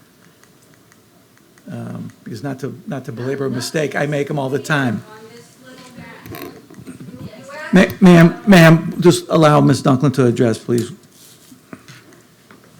Okay, if you look at the smaller map to the bottom right, you can see that there's the red color along Florida Avenue and then the blocks of Lakeshore Boulevard from Mass to Michigan, I believe it was. And you see the yellow extending out from that red. That is a map error. So we've corrected the map and we've removed that yellow, which was the medium density residential. It will remain low density residential. Okay. I just wanted to be. Oh, thank you, yes, I That was a apologize. point that I thought was And the- important to the commission. And the to red community. commercial can be utilized for that. It doesn't have to be utilized for Correct, that. correct. It's It giving an can option. be utilized, it's giving the option, but also it's a very limited neighborhood commercial use because those businesses have to be on a neighborhood scale. Your local restaurants, cafes, bed and breakfast, and there's already a bed and breakfast overlay in our downtown, so people can already do that. The only thing that's really changing is adding the option for the cafes or small restaurants. Thank you, ma'am. Thank you.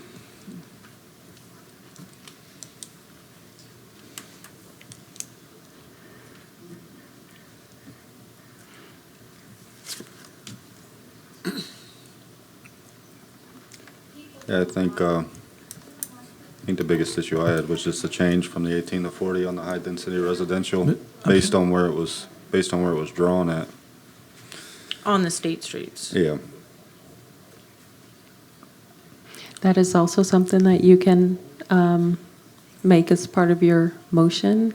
If you want to recommend a condition to reduce the density to a number that you would be more comfortable with, I would just reiterate that the 40 is maximum, and if a site cannot handle that much density, they won't be able to get it. Meaning parking, runoff, all of those things that we just Open belabored. space, right. Yeah.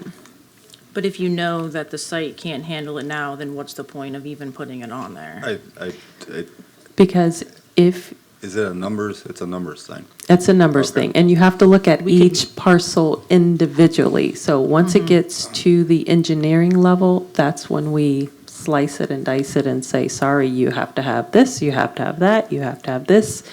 And if there is a case where it makes sense and the site is fit for a higher density, then we would recommend approval. But again, staff only is a recommending group, just like your recommending body. We only bring these forward as requested by the applicant, and then our city council has to approve it ultimately if they are changing their zoning from medium to high density residential, or low to high, or low to medium. Like every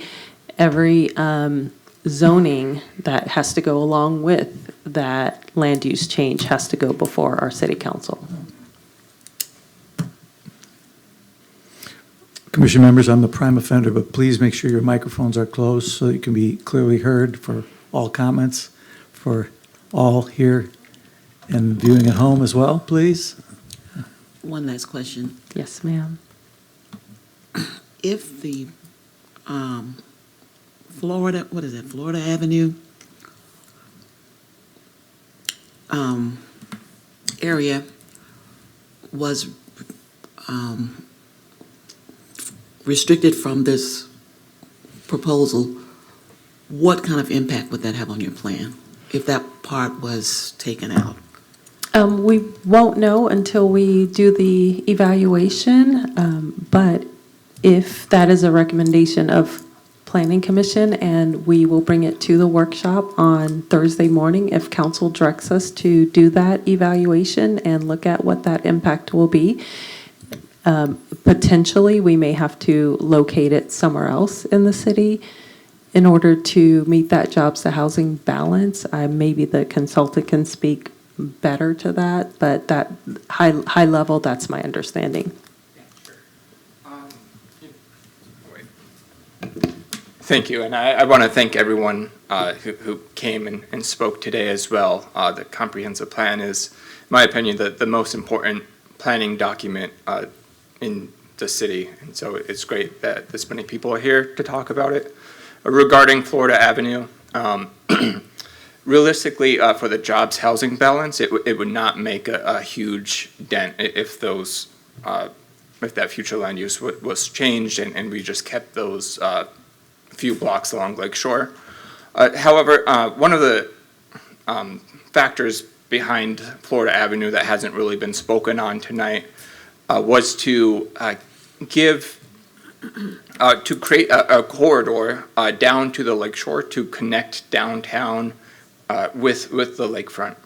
And obviously, Florida is very hot. A lot of times walking that distance is not comfortable. So if there's a small business, if there's a small cafe or ice cream shop, something like that, you can stop along the way and get something too. Should one of those property owners decide, like, hey, I have a desire to open a small business and my lot would fit a small commercial unit towards the front or the side, whatever standards the city adopts for that, then that would be an option for them, and that would help kind of that pedestrian circulation connect downtown and the lakefront. Well, that's a good question. So that could always be something added in the future if there was like a need and all of a sudden we've realized that could make residents very comfortable right now not to have it, but then down the way, oh, look, it has grown. We really do need that. That can always be added, right? Yeah, certainly the city maintains the right to, adopt things as they see fit in the future.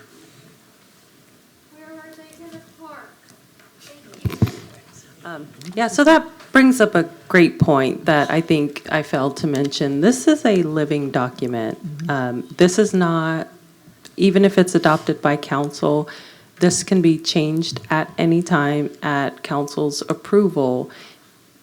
We can make requests to change it if we find that anything's not working or council finds that anything that is adopted is not quite what they want it to be. They can direct staff to make changes. So that this is a living, breathing document, It's not, once it's adopted, it has to stay this way for 20 years. If that were the case, we would never come before you guys because we're here all the time requesting land use changes. Okay. Point. We have any more questions for staff or the applicant? Have anything else to discuss amongst ourselves? Just again, a reminder, it's not happening today or tomorrow, and nothing would be added without following all those other guidelines about parking and runoff and use and all of that stuff that we listen to, every month when we come. So that's. I don't disagree with that, and I think this is very much needed. I think it needs to be for new development, because I understand site development. You need a lot to do it. And there's not a lot down there. So to me, I think this still needs, I think the state streets need to be left out of this and maybe, excuse me, come up with a different solution, a different plan moving forward. We obviously need more transparency and meetings with the residents to get a little bit, because it's not working for them, and I understand, and I almost I wish that maybe we had a couple of different map options so that everybody could see it, but I would assume that that's already been done, and possibly presented at, city meetings or town hall meetings with that the planning departments had with the residents, to get their input and their buy-in. I just don't see this working the way that it's presented to us. We're gonna I think we have to make changes to it before. Well, I have to disagree. I think that it really does have a lot of good points, that they've been working on it for years. And again, folks come in and come to one meeting.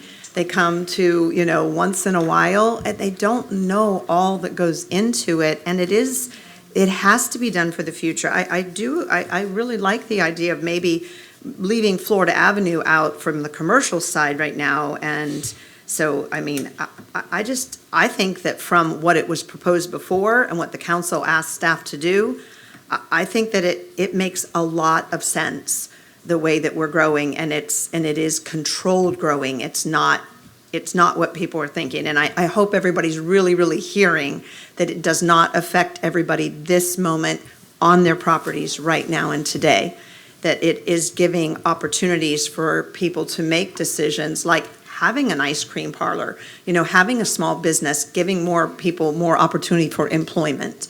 And I think we forget about that because we have egos.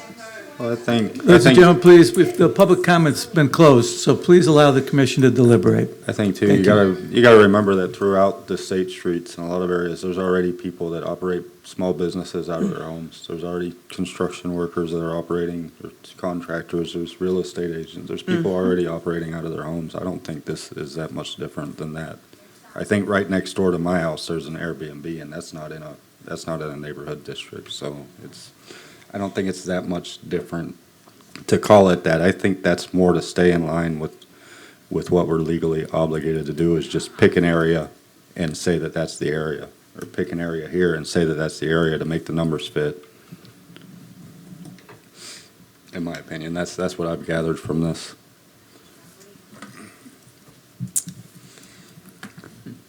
But if there's any more discussion. I think based on the comments from the community, I think that we have an opportunity to move forward with the plan, but I think we should show some consideration to the State Street area and revisit and do a little more research on that, as well as the Rummel piece, so that we can get some better understanding.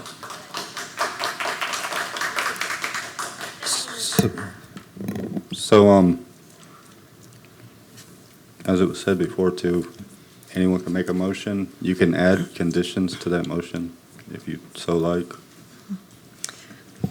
Well, I'd like to make a motion to recommend approval of ordinance number 2024-50, based on the 16 findings within the Land Development Code, but also with the adjustment of 192 in Puffin to remain commercial, the Methodist Church properties to remain institutional, but with the advisement of the removal of Florida Avenue as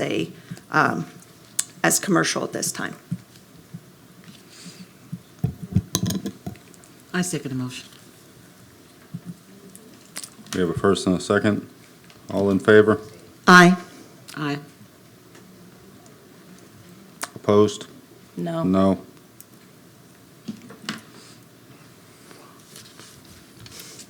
Okay. You're 2-2. And I'm sure the council would appreciate some form of a consensus reaching them by So- way of a direction or an advisement.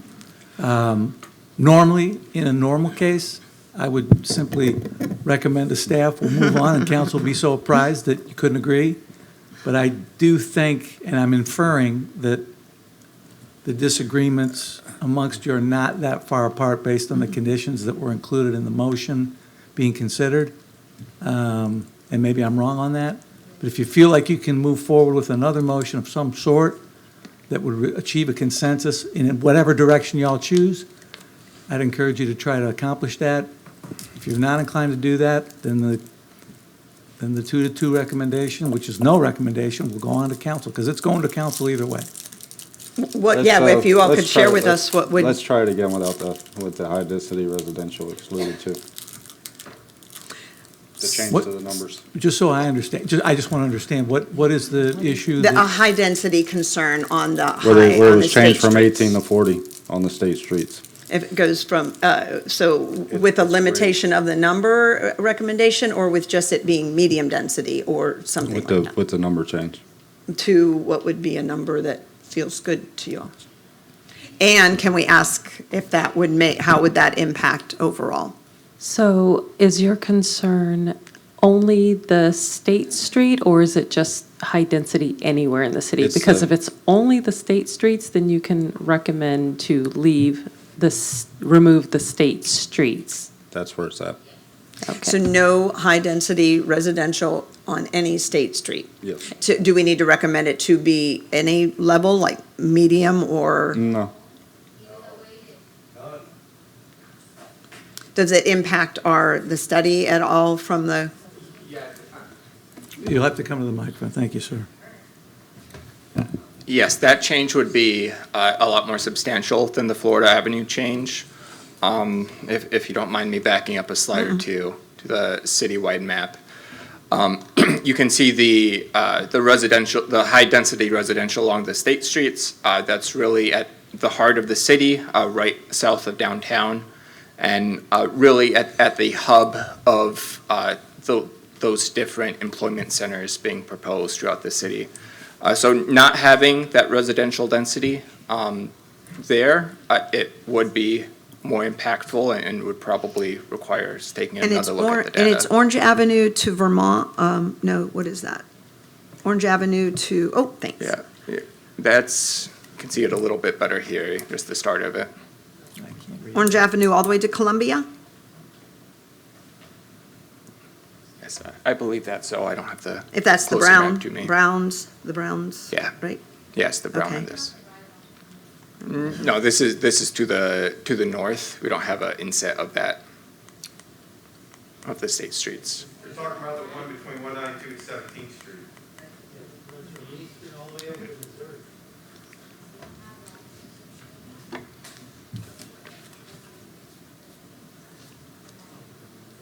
But it is, if it's eastern to Missouri, if that's the correct thing, it is that those are possible. It doesn't say that every single street from eastern to Missouri is going to have a high density. It's just that those are zoned as a possibility for a proper developer to do that, correct? Yes, but not zoned, designated the future Yes. land use. and I'm at sorry, least- I know, not there- zone, I know, wrong word, I- future land use as a possibility. Yeah. But they would have to then get a significant amount of land from however many residents that have them Right, they to would be have able to to- have that. So, again, I hope everybody understands that just because it's a land use designated, it doesn't mean that that can happen. It's got to have, you've got to have, what, 20, 30 houses in a row that agree to give up their properties and yeah, so That's- there's so many other hoops to jump through. It's not So to say could that people won't, and people haven't, so. Anything is possible, but is it logical? Is it logical? I think it's a recommendation that shows that we're not happy about it.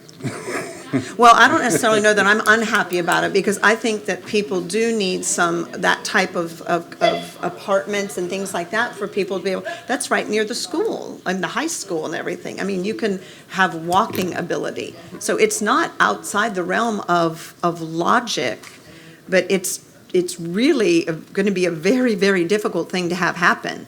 So I don't know, could there be a number that still works in there, though? Like, is it to 25 or 30? Yeah, or- I was wanting to make that point anyway.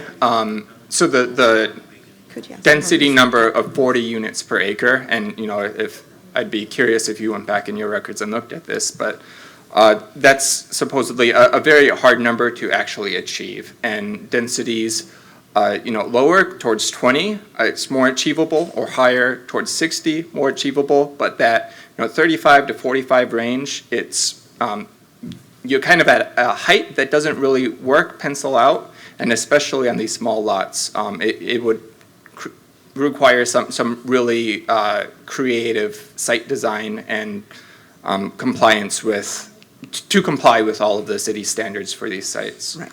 You We know, have a lot of city standards. yeah, yes, So absolutely. would that number be more agreeable to you, like 25? Median density will be 18. I would support your motion if we left out the state streets for this application. Which one, I'm sorry, left out? I said, I would support the motion if we left out the state streets entirely. The street we were just speaking about? with No, Mr. the Jones. entire grid. All I'm sorry? items on the state streets. The entire grid of the state streets. Which includes, help me out, what that includes? Pretty much everything that you're looking at on the map. So what changes? Everything, all of the new development. So how would you propose that they figure out how to get those people to employment opportunities in, say, 20 and 40 years from now?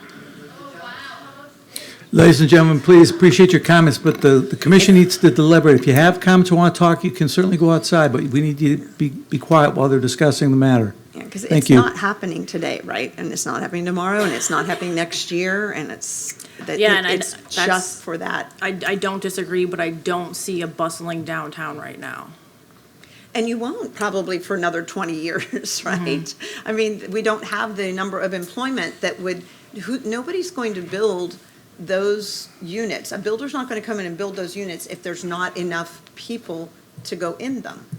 So that's where, again, this has to be something that we have to be far-reaching. This is just an opportunity to designate those. But is everybody listening that how many things have to happen for that to happen, for those to occur? But we have to figure out how to get more folks on the streets. I mean, we do see a lot of empty houses on the state streets too, right? That people are doing nothing with. If I may, I just wanted to point out on the map, because I failed to do this earlier as well. If you look at the location of where we have designated the high-density residential, you'll notice it's right next to the gray. The gray is where we are designating the employment land use. So the idea is to have people situated near employment so that they don't have to drive so far to work. And also, in order to have a thriving downtown, you need more residents because the businesses will not locate there if there are not residents there to patron the businesses. So why aren't we moving the high-density residential closer to the gray area? It's spread out. Why, is there? was there any Closer to the gray area? Yeah, Wouldn't you It's want the? literally the right red- next- The head, no, it doesn't look I right don't next think to it to this me. map is exactly what they're saying. It's eastern to Missouri, and it goes right, it would go right through all of that. It's just I not don't, a, I can't, I'm not counting blocks because the map is Yeah. a little bit ridiculous, but it's, you're walking 15 blocks to work. Why wouldn't you more or less encompass it? Why isn't the high-density residential encompassed around the gray area? I think it is. It doesn't show it on the, it's, you, I would call maybe 4 or 5 of those blocks encompassing the gray. But then the rest of it going beyond Michigan and going towards Columbia, I mean, you're walking 15 blocks. It just doesn't seem like that's what the intent, what you want it to be. And then there's another gray area over here that there's no high-density residential over there But that's why I'm saying, I at all. think the map is not think exactly this right, because is- if you go all the way down here to, right, where they had said Columbia on the next map, and it goes all the way down to Eastern, which goes right through there. So it is like right next door. There's Orange Avenue right next door. Does that help a bit? It kind of shows the transition from medium to high to employment. And then also notice that everything surrounding the high-density residential that we've proposed is either commercial to the north or employment to the east, medium density to the west that leads into employment a little further west near Buddingter, where the hospital is.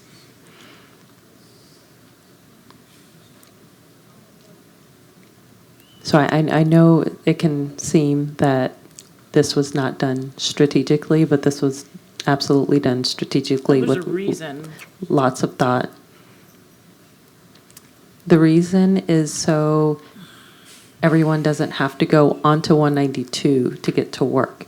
If you look at streets at 14th, 15th, 16th, 17th, those roadways are east-west corridors that you can go to the west for work, you can go to the east for work.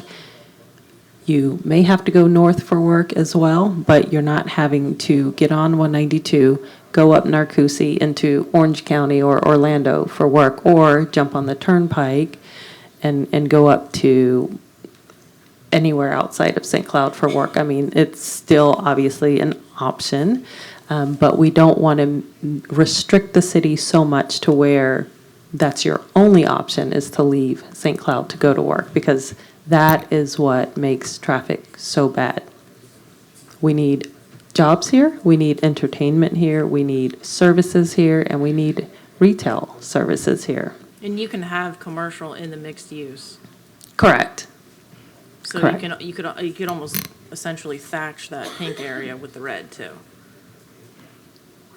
Not necessarily, because in a mixed-use district, there are a certain number of rooftops that you can have before a commercial center is required. So like you were saying before, because it was like a canvas, essentially vacant land, we were able Yeah. to master plan it and require a jobs to housing balance in that. Actually, it was done through Osceola County initially, and then we adopted it. But staff is here to take your recommendation to City Council. If there are any other questions that we can answer for you, we are happy to answer any questions. I would just request that if your intent is to lower the density in the grid area, the effect of that may be you have less residents there to support your employment and support your retail and services.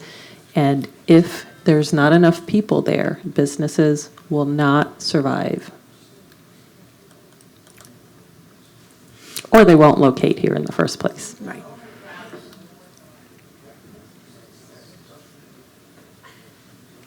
You'll have a change? I don't have a big change. I don't think, I could not support taking the residential, the high density residential out of the city. We're split. There's no more, You won't, and you won't. there's not another motion. And there's not an option to just lower that number from 40 to 25 that you all would agree on. I don't think it helps. No. It doesn't help. So just let me poll each one. Ms. Marshall, do you have any other motions that you wish to move forward that, or Ms. Bridgeforth, or Ms. Grigsby, or Mr. Chairman, Mr. Alexander? If not, then just announce that that's the final vote, and that'll be notified to the council, and they'll receive the information, I'm sure, at the workshop on Thursday, as well as reflected in our minutes. I would recommend you make a motion to adopt this last action as the final for tonight, and so we have clarity that no further motions are coming forth on this matter. Chairman can't do that. Do I need to? Any one of you can make a motion that if that's the pleasure of the commission. I will make a motion. Well, it'd be from one of the members, one of the commission members. I'd like to make a motion that the split decision of the commission Is final? Is final. Is there a second to that? Second. Okay, there's a second on that, so it's ready for a vote. All in favor? Aye. Aye. Ms. Bridgeforth, was that an aye?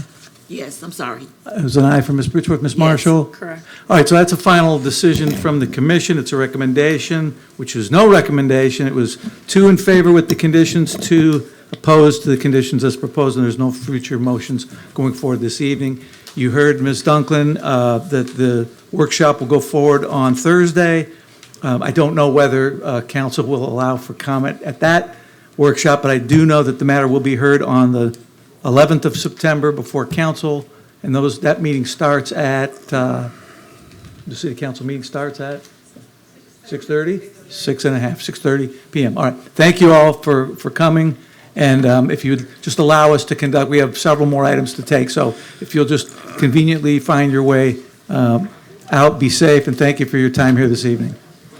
Unless you're here for one of the other. Yeah, if you're here for one of the other matters, please stay, because we're going to have to hear your matters, so, absolutely. Okay. Mr. Chairman, maybe we can take just a 5-minute break. Yeah, I'd like to get. Can we adjourn for 5 minutes and reconvene? 5-minute adjournment. Thank you. Who's downtown?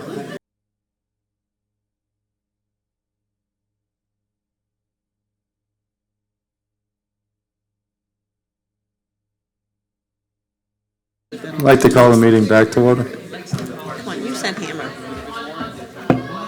Ladies and gentlemen, we're going to move forward with the rest of the agenda. So to those of you that are not here for an agenda item, if you please find your way out to the corridor. Thank you very much. Thank you, Mr. Chairman. We're going to call resolution number 2025111R. It's CNU 250001 for the Ultimate Community Church, Luke Anthony.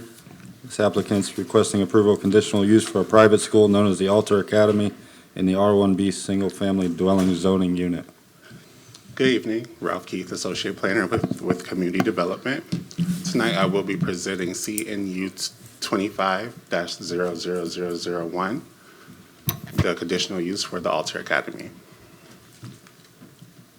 I'm sorry, prior to starting, I would also like to make you aware of a Scrivener error within the staff report.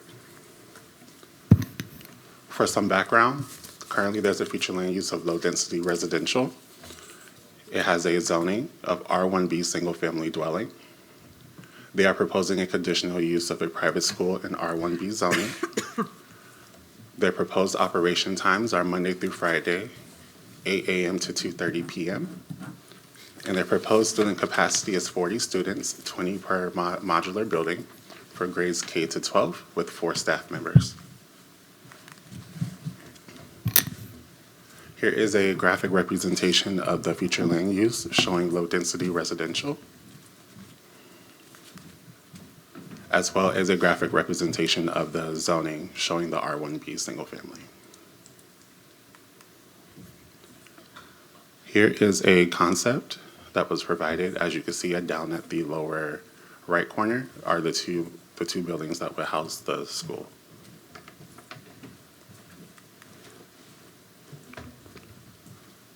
On or before July 16, 2025, staff recommends approval of Resolution 2025 25-111R with the following conditions.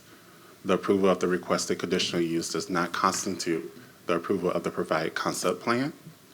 Changes to the site will require approval of a site development plan and any additional approvals required by the Land Development Code. There will be no reduction in parking shall be permitted. And this approval is for the Alter Academy private school only. Upon the school leaving the subject property, the conditional use shall expire.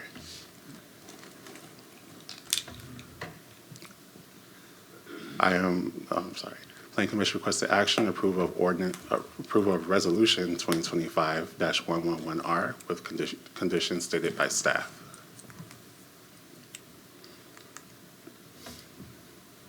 The applicant is available for questions as well as staff. Yes, the applicant, I believe the applicant filled out a form, Luke Anthony? He is one of the Okay. applicants. Sure, okay.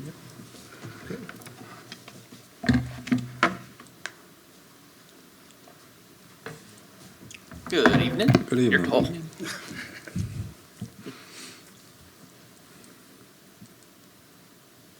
So, I thought that we had looked at this sometime in the past. Yes, sir. We had a previous school that had been in there that was applying for it, and there were some questions about some character issues and some previous allegations. So we had completely canceled that out, and we had started anew with our own school. Okay. So these aren't the same, it's not the same people that? No. Okay. No, sir. Just the same location. Same location.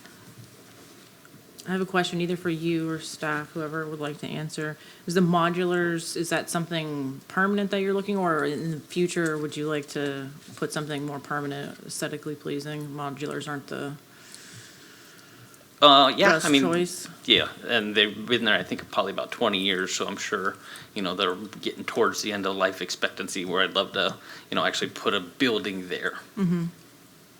Was that the it's also- intent, possibly moving forward? I'm just Possibly, but curious. like I said, it's low-density residential right now, so not even sure what we could do there, but yeah, I mean, that's always the goal, is to build better and improve. We have put about $350,000 into the property in the last 2 years, making upgrades and correcting things and, making it beautiful again.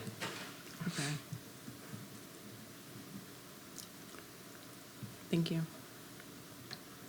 And the 4 staff members, are they the teachers, They would be, administration? yeah, teachers and aides. Okay.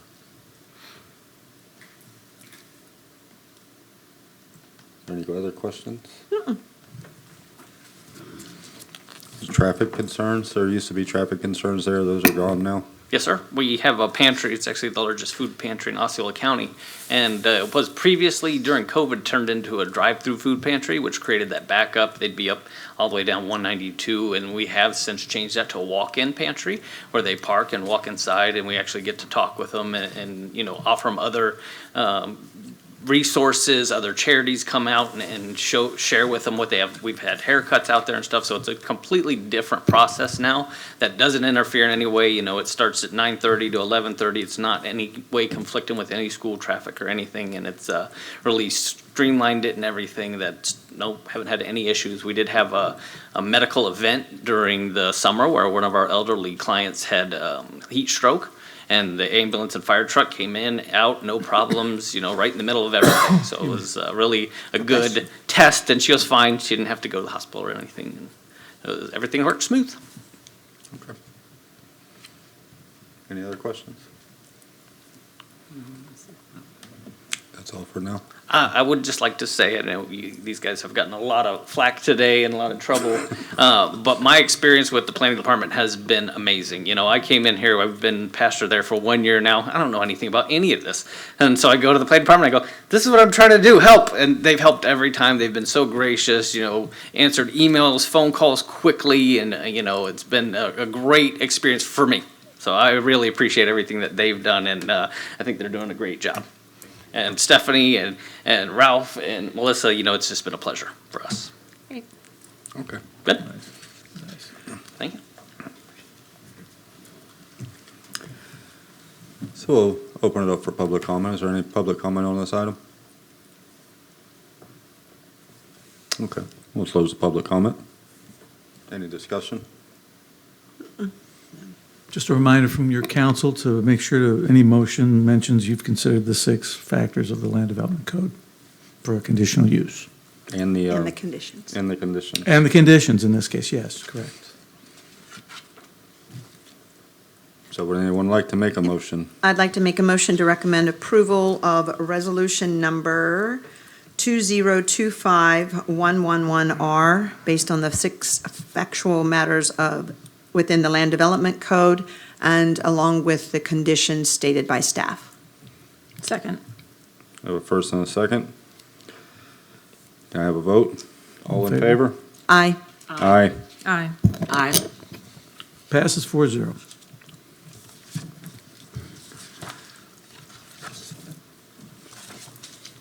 All right, the next item is Resolution 2025112R, Primrose School, St. Cloud, CNU 2500003.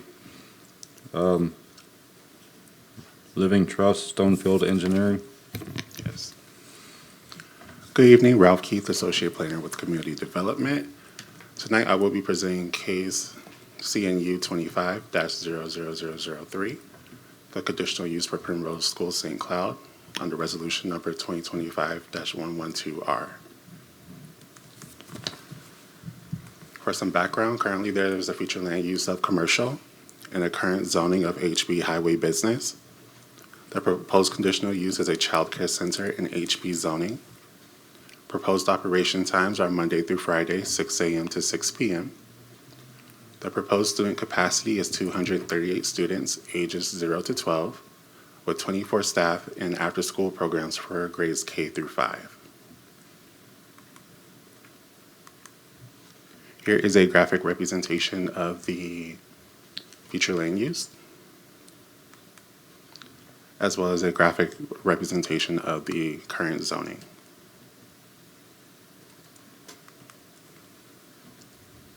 Here is a graphic representation of their concept and what they propose.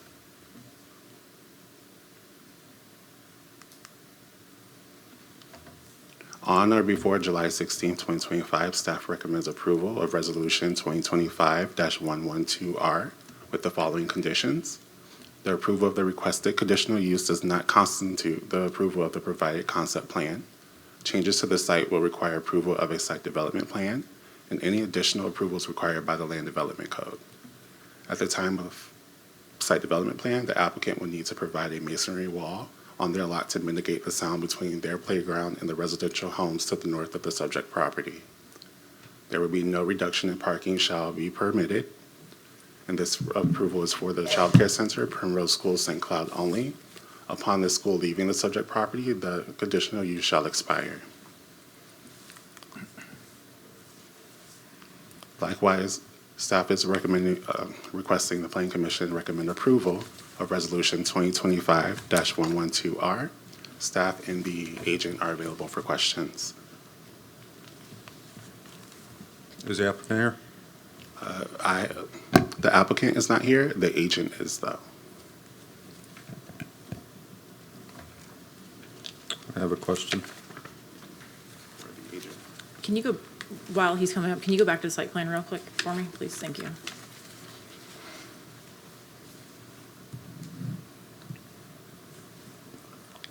So you're gonna have a masonry buffer, masonry wall to the north of the property. There's also residential property to the east.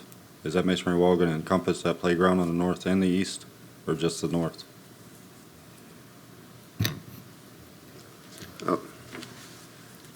Well, that was the city's recommendation, I guess, right? Yes. Yes. At your request, it can be looked at again. I'm sorry.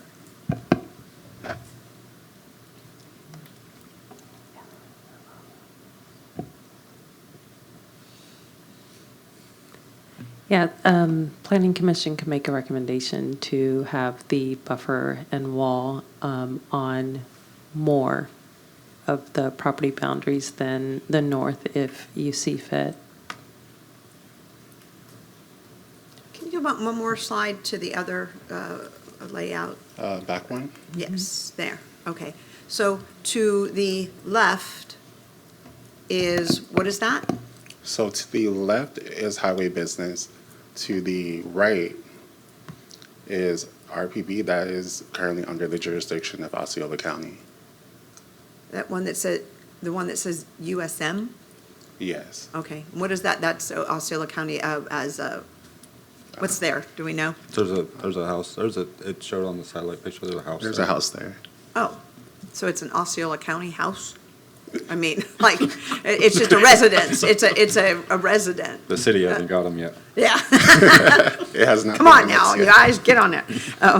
So it's just okay, that's where the residence is. So that's where the wall initially, and then you all are saying. No, they were No. saying the wall's to the north. Oh, to the against north, and we want it to be to the east. As well. Got it. Does the agent have anything to say to that suggestion? Yeah, and I'll fill out a card when I get done, but, excuse me. My name is Kevin O'Connor, and I'm with NAI Realvest, and I represent the owners. So the engineer applicant's not here.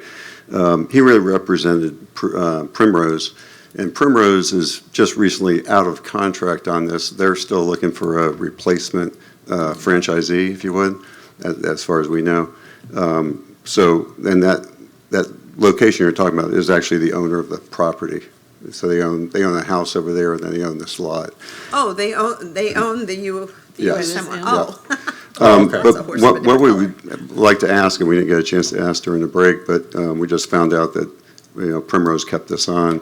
So the owners would like it to go forward, but they would like the reference to Primrose pulled out because we have other child carers that want to be there.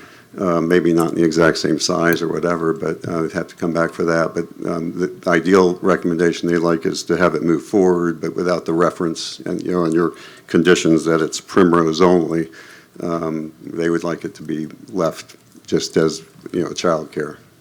Yeah, through their name for now, acting through you as agent for the applicant? Yeah, probably just through their name, I guess, would be the, right? Be fine. They Yeah. can amend their name as it moves forward, but yeah. They Okay. would need to have an identification. for Right. the guest. Well, the city had specifically said Primrose School, St. Cloud, so that would be not our recommendation. What do you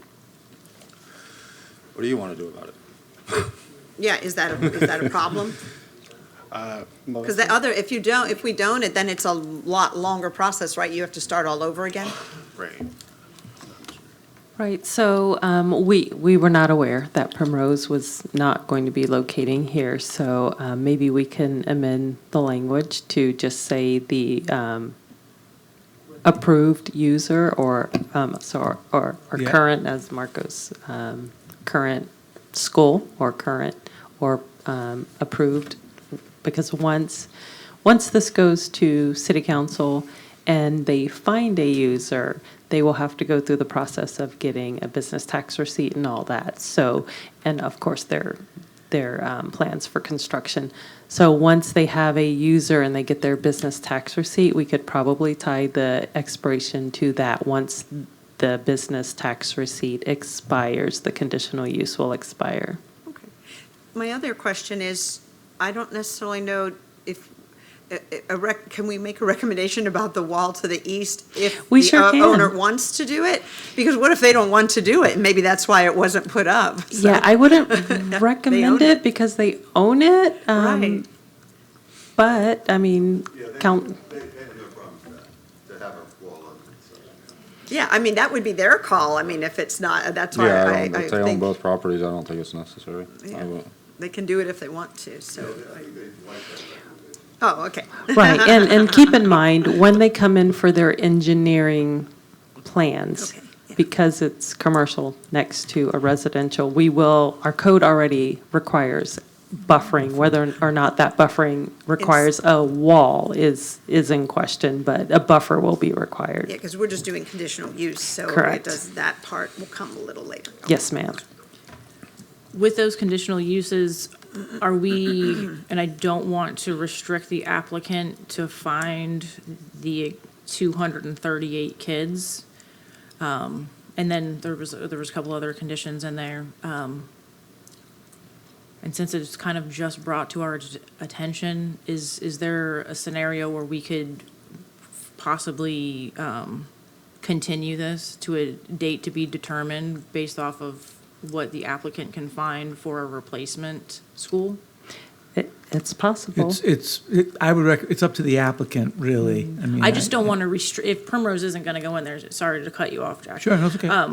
I just don't want to restrict them to these conditions and then they find a replacement school and they would like something different. What were the conditions again?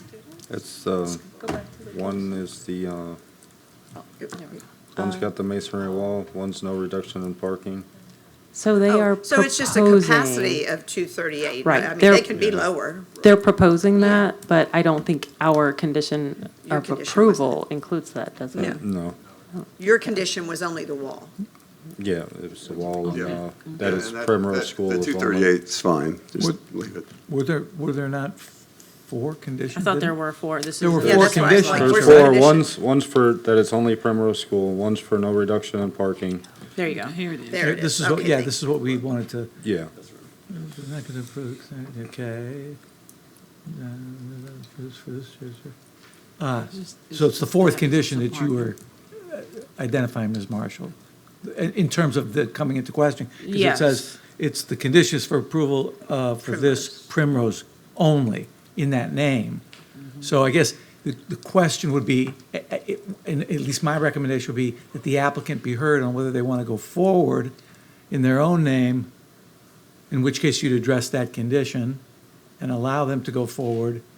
I think can be done, I think it can be done from the city's perspective, can it not, in terms of the conditional use? It's just a matter of whether or not they coordinate, if, for better lack of a better word, the appropriate institution So who, to operate. the applicant is. Because there's a certain amount of time in The which- applicant is Stonefield, Well, the applicant No. shows as, Living, Rev Living Trust and Reverend, Stone. is that Field Reverend Living Engineering Trust? that's Design. the agent. That's just abbreviated, it's really a living trust in their Revocable. name. It's just Okay. you don't have the full name on there, but Stonewood Is is that- the agent. So it can say this approval is for a child care center owned by Rev Living Trust? I mean, does there need to be, I think Megan's right, does there need to be a name in there of some sort? Or do we just say a child care center? I think it would depend on if they were planning to sell the property themselves and develop it themselves or sell it. So I think if we said this approval is for a child care center upon the expiration of the initial business tax receipt, this conditional use shall expire. So once a business moves in and gets their first business tax receipt, if the business ever changes, or do we really mind if it goes from a daycare to a daycare? Because we could change that condition to basically say if there are, and we'll have to wordsmith it, but like something that to the effect of if there's any nuisance or impact to the neighbor, then the conditional use can be brought back before city council. We've put that on other conditional uses before. I feel like we're making it more difficult I than it think so. really is. I It's think- just that we are improving a childcare. We do, it's not, it's regardless of what the name of it is. Can we just So can we take just take Primrose condition Schools 4 off? out? We'll just take the entire That would be condition great. out. Can we Yes, take condition you 4 can. out? Well, what the if we don't, condition- do we want it to be the The condition childcare is for the childcare center. Yeah, I think It's it's just childcare. that you would just- just, you Yeah. would just redact the Primrose schools. Yeah. Unless the city has an issue with it changing from Primrose to a different daycare center. We typically may like them to expire because if there are any issues, it can be revisited by city council at the time they switch ownership or brands.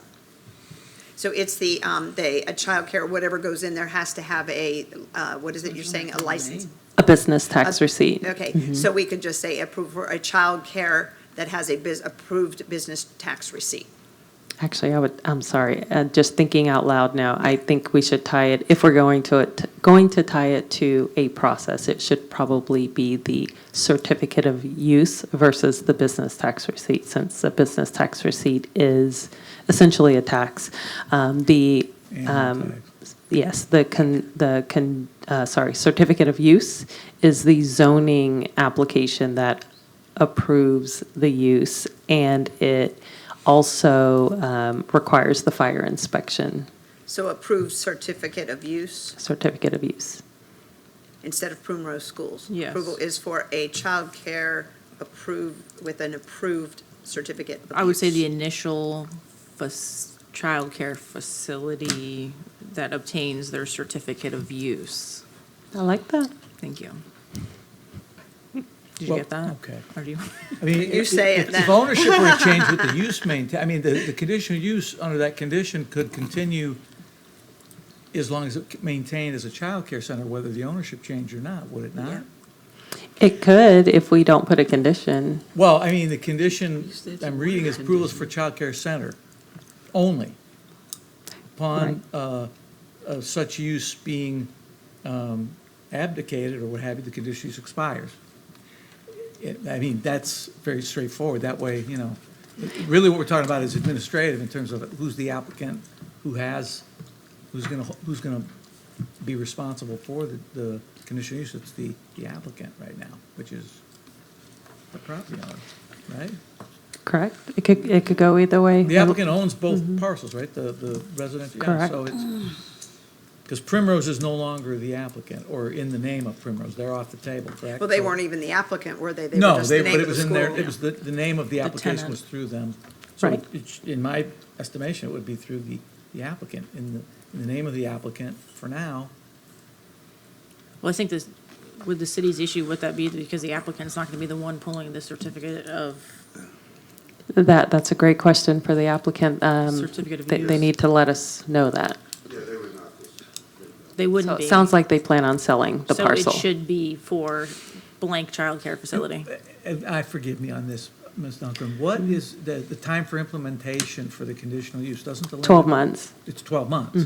So you lose that conditional use if you don't implement the use within that 12-month period from receiving it. To the best of my knowledge, I believe you have to apply for a building permit within 12 months. To put into effect the use that's conditional. But you'll lose it if you don't. Correct. Okay. So that becomes the issue with getting a franchisee to operate, well, okay. I'm just thinking out loud with the process of it. But I think from the commission standpoint, I think it can go forward in the name of the applicant as the owner. I think it can. For the conditional use, they can receive the use as long as they operate it as a child care center. Approval for for a childcare center owned by Rev Living Trust. Is that what you mean? Well, that's what I'm saying, No. yeah. I mean, it's, It won't be owned by them. No. Oh, well, the school won't be, you're saying. Or I'm assuming the property itself will not be owned by, Okay. oh, so they have to go out and find a new buyer. Yes. So, Right. so what we're, That's a okay, different so deal. I think that we go back to take number 4 off Do you want me just to- completely. And all it is that we're a conditional use, right? Well, city didn't like that, so if you would like me to, I would Please. attempt a motion. We haven't called for public comment, Oh, have we? sorry. No. right, and also, it sounded as though the applicant would like to amend number 2, since they are selling off the property and there is a residential home to the east, they would like to add or expand that condition eastern to boundary include the wall. east. Got it, I have it down here. Oh, thank you. Is there any public comment on this? Then we'll close public comment. Go on, Megan. Any discussion? Any discussion? No. We've had enough? Mr. Chairman, I Add it. would like to make a motion to recommend approval of resolution number 2025-112R based on the 6 factual matters within the Land Use Development Code and the recommended conditions with an edit to condition 2 to include the eastern boundary property line with a 6-foot masonry wall. And the edited condition of number 4, the approval is for a childcare center for the initial childcare facility that obtains the certificate of use only. Upon this school leaving the subject property, the conditional use shall expire. Second motion.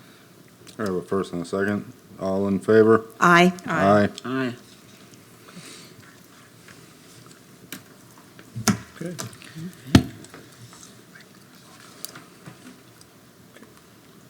Good job. Thank you. So, we've got all these city park, do they all have to be read separate? These are separate cases, I Oh, think, okay. right?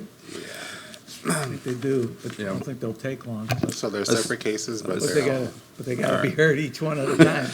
That's, this is ordinance number 2025-54, the city parks rezoning, ZMA 25-00006, with city of St. Cloud. Good evening, Ralph Keith, Associate Planner with Community Development. Tonight, I will be presenting to you the zoning map amendment for the city parks, for rezoning. Currently, there is a the current future land use is park and open space. There's existing zoning of P, professional, and we are proposing a zoning of OR, open space and recreation. This development is compatible with the surrounding area and will have no adverse impacts on city facilities. Here is a graphic representation of the parks that are being affected. These are showing the future land use. At the top, you can see the lakefront, as well as Goodwin, Veterans, and I cannot remember the name of the one right on the left, sorry. As well, here's a graphic representation of the zoning for all of those parks, showing as P professional. On or before June, I couldn't do it. June 16th, 2025. Staff recommended approval of ordinance number 2025-54. Likewise, it is recommended that the Planning Commission recommend approval of ordinance number 2025-54. We go back to that picture again. We're talking about just the one on Dakota, off by Dakota on Lakefront, right? Yes. Okay.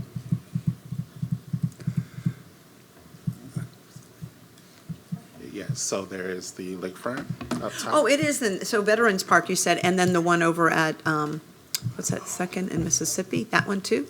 Oh, sorry, additionally, I would like to make you aware of a Scrivener error that was identified in the staff report referencing the incorrect flu designation. The subject parcel already maintains a flu designation of park and open space under the current future land use map. The proposed zoning of open space and recreation aligns with this and is compatible with this designation. Oh, okay. So the 4 parks that will be included is the lakefront at 1104 Lakeshore Boulevard, which has a current flu of park and open space, as well as Goodwin Park, located at 317 Delaware Ave, with the current future land use of park open space, as well as O.P. Johnson Park, located at 300 Georgia Ave, and Veterans Park, located at 1201 13th Street. Why are we changing the zoning? So currently, they are zoned as P professional. We are, as part of the future land use update, they have received a updated future land use to park and open. I'm doing it wrong. Open space and recreation? No. Just to clarify, the reason why we're changing the zoning on these parks is because they are existing parks. So it's essentially a map cleanup. We are giving it the zoning to match the use that's already there. Yeah, because professional is Yeah, probably right. not the right thing. Right. I have been on that playground, though. Right. Some really good players on that playground. Yes. Maybe not professional. The zip line. Oh, if it's park and open spaces, you guys can put a cell phone tower there, right? We've had that, we had that. They had to change the zoning and put the cell phone tower. Oh, yeah, we did, you would. You're not gonna put cell phone towers all over my parks, are No, you? this Okay. use is so we can, they're city-owned parcels, and we would like to have more park uses. Okay. All right. Any questions? Any Nope. public comment? Public comments closed. Any discussion? No. Do we have a motion? Yep. I'd like to make a motion to recommend approval of ordinance number ZMA 25-00006, based on the 16 findings within the Land Development Code. I'll second. You're not allowed to second. I can, so. Somebody second, please. I There we second. go. Let's, all in favor? Aye. Aye. Aye. Ms. Marshall? I said aye. I'm sorry, I'm just checking, making sure. I want to make sure everybody voted. I Loud and waited. proud, be loud and proud. Aye, Jack. Thank you. Thank you. Doing my job. We're gonna read ordinance number 2025-55 for the Stephanie Lee Rothenson Memorial Park rezoning, ZMA 25-00008 from the city of St. Cloud. Good evening, Ralph Keith, Associate Planner with Community Development. Tonight, I will be presenting to you the zoning map amendment for Stephanie Lee Rothstein Memorial Park. ZMA 25-00008 under ordinance 2025-55. Currently, there's existing future land use of low-density residential. We are proposing a future land use of park and open space pending approval of the FLU element and map update. The existing zoning is A, agricultural. The proposed zoning is OR, open space and recreation. The development is compatible with the surrounding area and will have no adverse impacts on city facilities. Here's a graphic representation showing the Stephanie Lee Rothstein Park as low-density residential.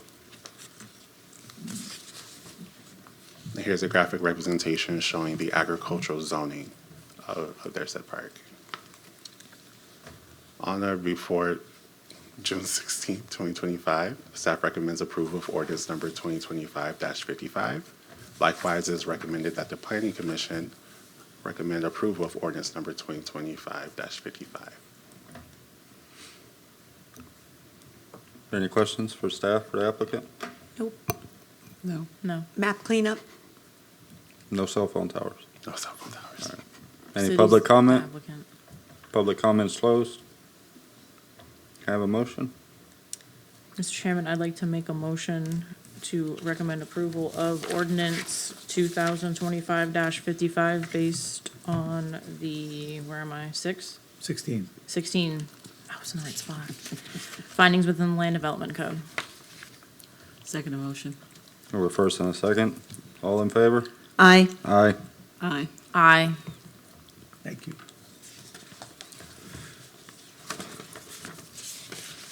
Next is ordinance 2025-56, Rummel Road rezoning, ZMA 25-00009, City of St. Cloud. It's a zoning map amendment. Good evening, Ralph Keith, Associate Planner with Community Development.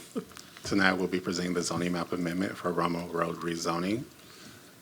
DRC case number ZMA 25-00009 under ordinance 2025-56.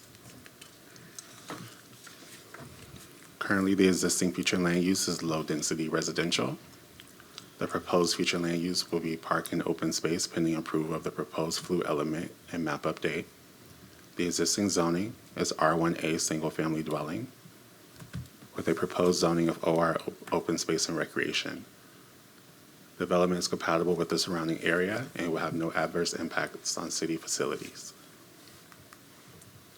Here is a graphic representation showing the FLU for the parcel as low-density residential,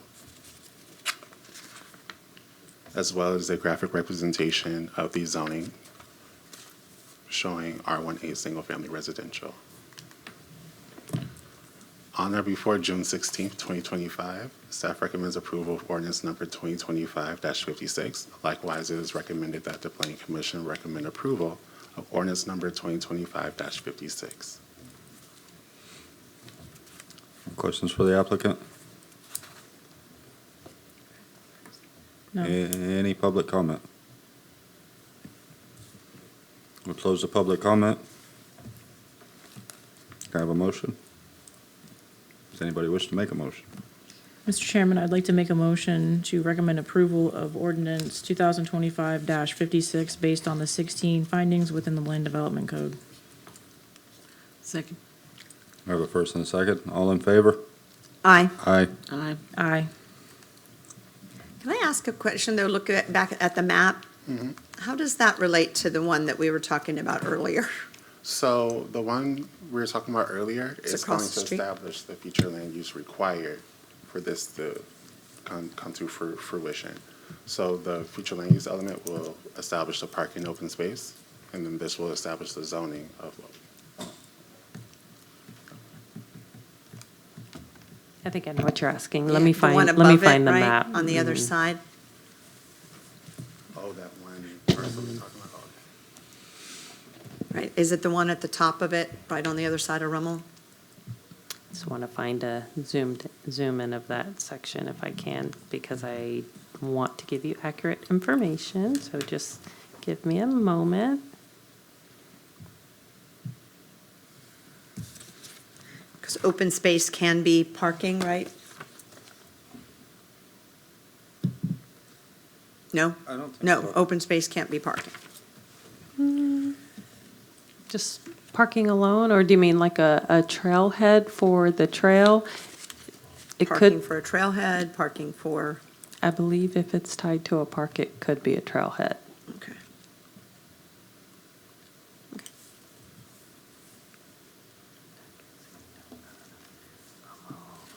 That's okay, I don't mean to belabor this one, I just wanted to make sure that I saw that one up above, if that's the one that is from before.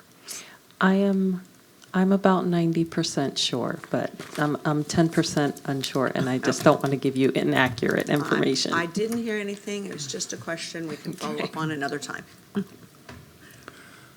like to call ordinance number 2025-57 for the Cannery Park rezoning, ZMA 2500010, the City of St. Cloud zoning map amendment.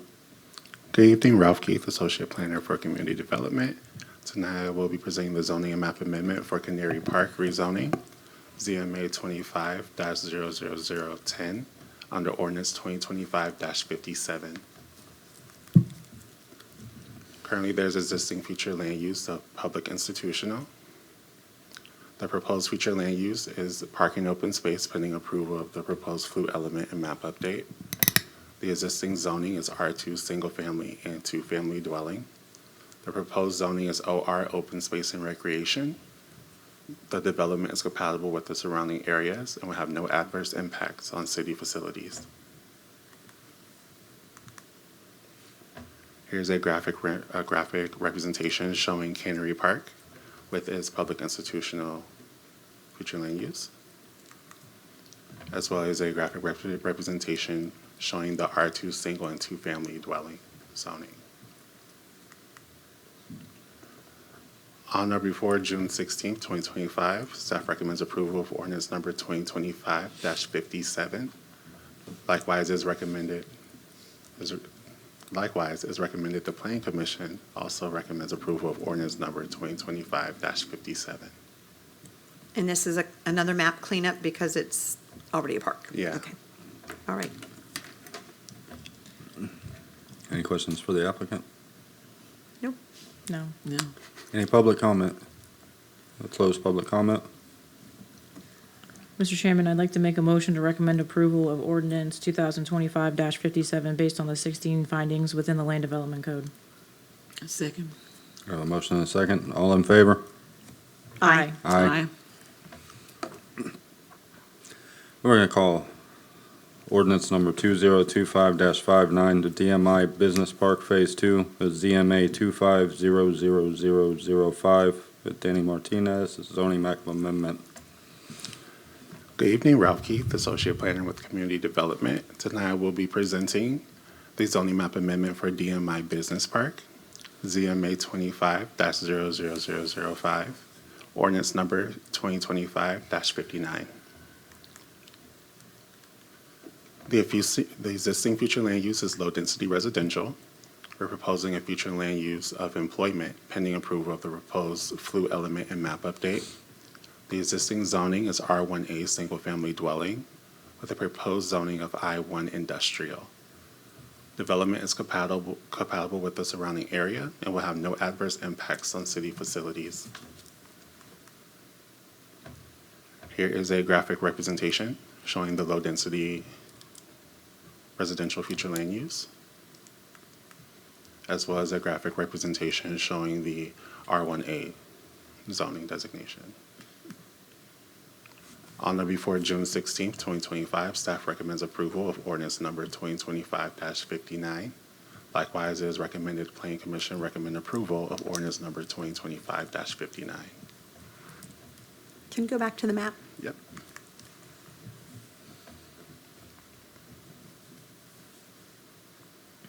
And the staff and the applicant are available for questions.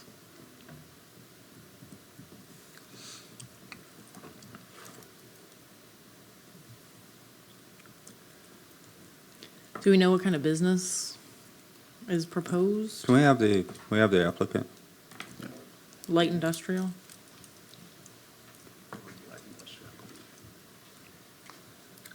Good evening. Sorry it took so long. Yeah, I've been here all night, it's all right. I'm Danny Martinez, and I'm the business owner.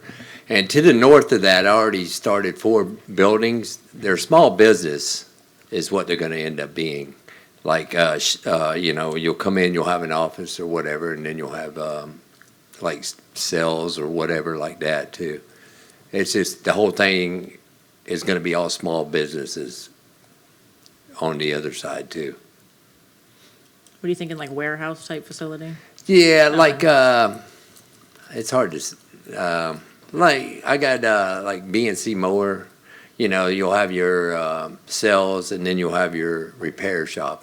Gotcha. Basically, just the smaller kind of business. Understood. Thank you. Okay.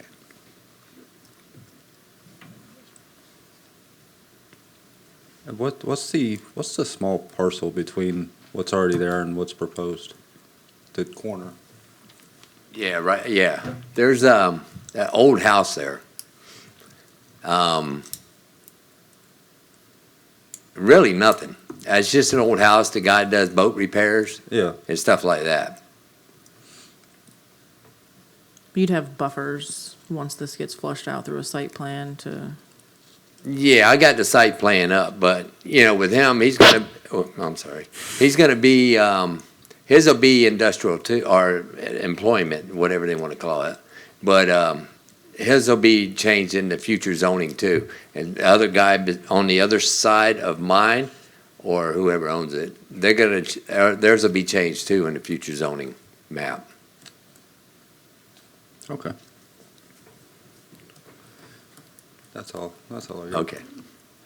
And then just for city, there'll be a site plan, site review with buffers as needed for Yes. for the residential to the back of it on Bibbins? Yes, so once we get to that point, there will be a site development plan required. Okay.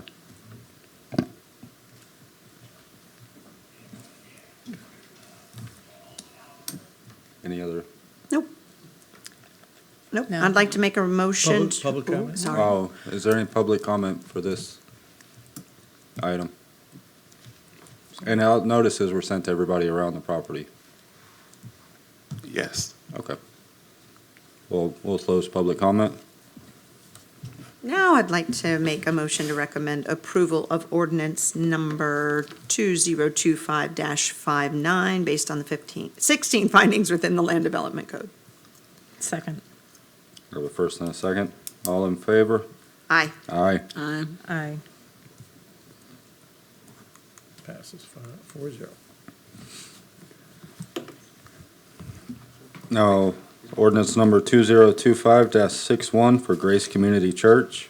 It's ANX 2500017 for an encumbrance annexation for 9 acres. Does the staff want to take all three of these in its presentation? Yes, please. So that's ordinance number 202561, 202562, which is comprehensive plan amendment, and 202563, which is a zoning map amendment, all for Grace Community Church. Good evening, Melissa Dunklin, Director of Community Development. This case before you tonight is for Grace Community Church, the annexation, future land use amendment, and zoning map amendment. This request is consistent with our statutory requirements. It is contiguous and reasonably compact. It is adjacent to city limits. The existing future land use is community center in the county, and the proposed future land use is community center in the city. The existing zoning is community center perimeter in the county, and the proposed zoning would be community center perimeter in the city. This development is compatible with the surrounding area and will have no adverse impacts on city facilities. Here's a graphic representation of the future land use map and the zoning map. Staff is recommending approval. We are requesting that Planning Commission also recommend approval of the annexation, future land use, and zoning map amendment for the project known as Grace Community Church. Staff is available for questions, and also the applicant is present and available for questions. What's encumbrance annexation? So an encumbrance annexation basically means when the property goes to request water and sewer services in the city, they sign a notice of encumbrance that essentially says when you are contiguous to city limits, the city can annex you at any point whenever the city deems it time. That's right. I did not realize that this was an encumbrance annexation. I thought it was an applicant-initiated annexation. It says encumbrance on the agenda. When I read the report, it's voluntary. Yeah, So yeah, that I may think be- that's that may be a Scrivener's error. We'll correct that for the council meeting. But you were So this is correct in your voluntary? definition of Oh, encumbrance. thank you. So I'm glad I asked you. I'm glad you did too. Thank you so much. Oh, did it? Yes, that is the applicant confirming that it's a voluntary annexation. Thank you.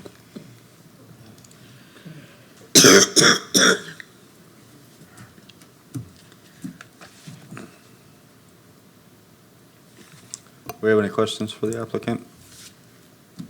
No. Do we have any public comment? The public is left. Public is left. Public is left. Just a reminder for the commission to take each one of these agenda items one by one on your motion, because there are three separate matters to be considered for action. So we'll close public comment. Anyone want to entertain a motion for the first 202561 annexation? Sure. I would like to make a motion to recommend approval of ordinance number 2025-61 based on the 16 findings within the Land Development Code. Second. We have a first and a second. All in favor? Aye. Aye. Aye. Ms. And Grigsby? I'd also like to make a motion Ms. to, oh, Grigsby? aye, There we go. aye. There you go. All right, just making sure. All right, passes 4-0, Mr. Chairman. So anyone want to entertain a motion for 202562? I'll go ahead and say, I'd like to make a motion to recommend approval of ordinance number CPA 2500007 based on the 16 findings within the Land Development Code. Ordinance 2025-62. Yes. Oh, what did I say? Yeah, it's You okay, said- you said the. CPA number, okay. ordinance number 2025-62. Yeah, Sorry. Second the correction. All good. All in favor? Aye. Aye. Passes 4-0. Okay. Carrying on, I'd like to make a motion to recommend approval of ordinance number ordinance number 2025-63, based on the 16 findings within the Land Development Code. Second. All in favor? Aye. Aye. Aye. Aye. We're on to ordinance number 2025-64, table of classified lands, CCA 2500004. Good evening, Melissa Dunklin again, Director of Community Development.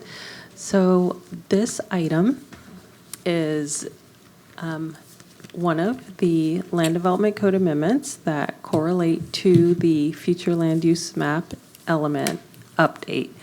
So the purpose of this update to our Land Development Code is to adopt and update the conversion table that assigns a zoning district to the future land use. And in this update, the zoning has to be consistent with the future land use, and it will update the compatibility matrix that shows the allowable zoning districts within the future land use designation. And I'll just go through it and I will explain it in layman's terms. So whenever we annex land from Osceola County, we have this table that tells us if it's zoned something in the county. When it comes to the city, that's what it'll be zoned in the city. So it demonstrates what zoning districts are compatible between the county and the city. And so we use this table as a guide to assign zoning districts as we annex land. And so we updated that. And the largest reason for the update is because we created new future land use designations that was heard earlier. And with the adoption of the future land use map, we are creating new future land use designations. The employment was talked about a lot.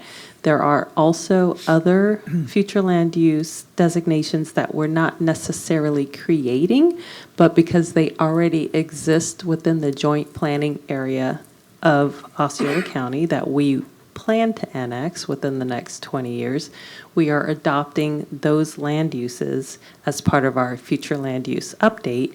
And so we are putting them on our table so that when we annex those lands, we know what zoning to assign to those land uses. And of course, all of this is dependent on the future land use map and text amendments to that element being approved by City Council. And this table shows which zoning categories are compatible with which land uses citywide.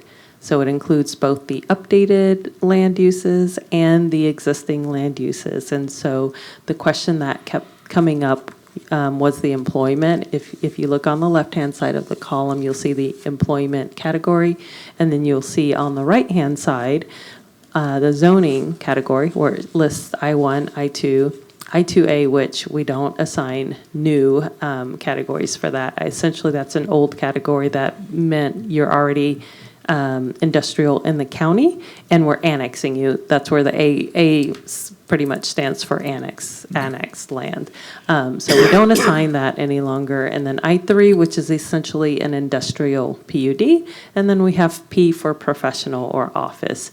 And so this is part two of the update that we will be taking to City Council on September 11th to explain and demonstrate which zoning categories are compatible with which future land use classifications. Okay, staff is recommending approval. Likewise, we are requesting that Planning Commission also recommend approval. And sorry, the ordinance number dropped off there, so I can't tell you what the ordinance number is, but I think it's 2025-64. Correct. Okay. Do we have any questions? I just have a question why we went with employment for the industrial zones. So because St. Cloud is not necessarily a place where we would want like the heavy industrial, what some people would call like the dirty industrial. We are right now tying our industrial categories because they are very clear in our code what uses are allowed right now, along with the professional office categories, because there's a trend where in urban centers, in urbanized cities, people are moving away from calling it industrial because it can have a negative connotation, because a lot of times when you say industrial, people think the dirty industrial. Absolutely. So employment, means jobs, and that's what we're trying to accomplish here, is to bring more jobs. Thank you. You're welcome. Is there any public comment? Closed public comment? Any discussion? Anybody care to make a motion?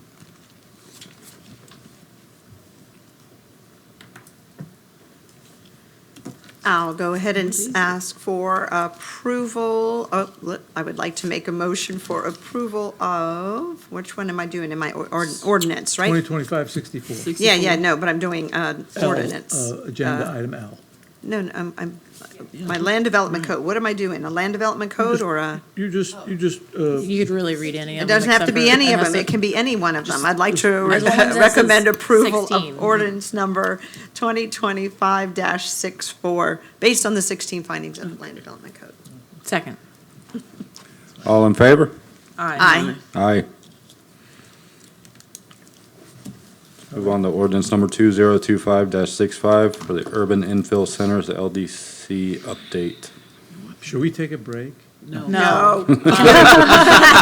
Just a joke. I believe this is the last item on the Come agenda. on, let me have one You more. have the longest drive, so. I'm just kidding. Anyway, sorry. Apologize. Oh, that was funny. Ms. Marshall's Okay. upset with me now. So this is the second land development code update that we are proposing to bring along with the future land use map and text update.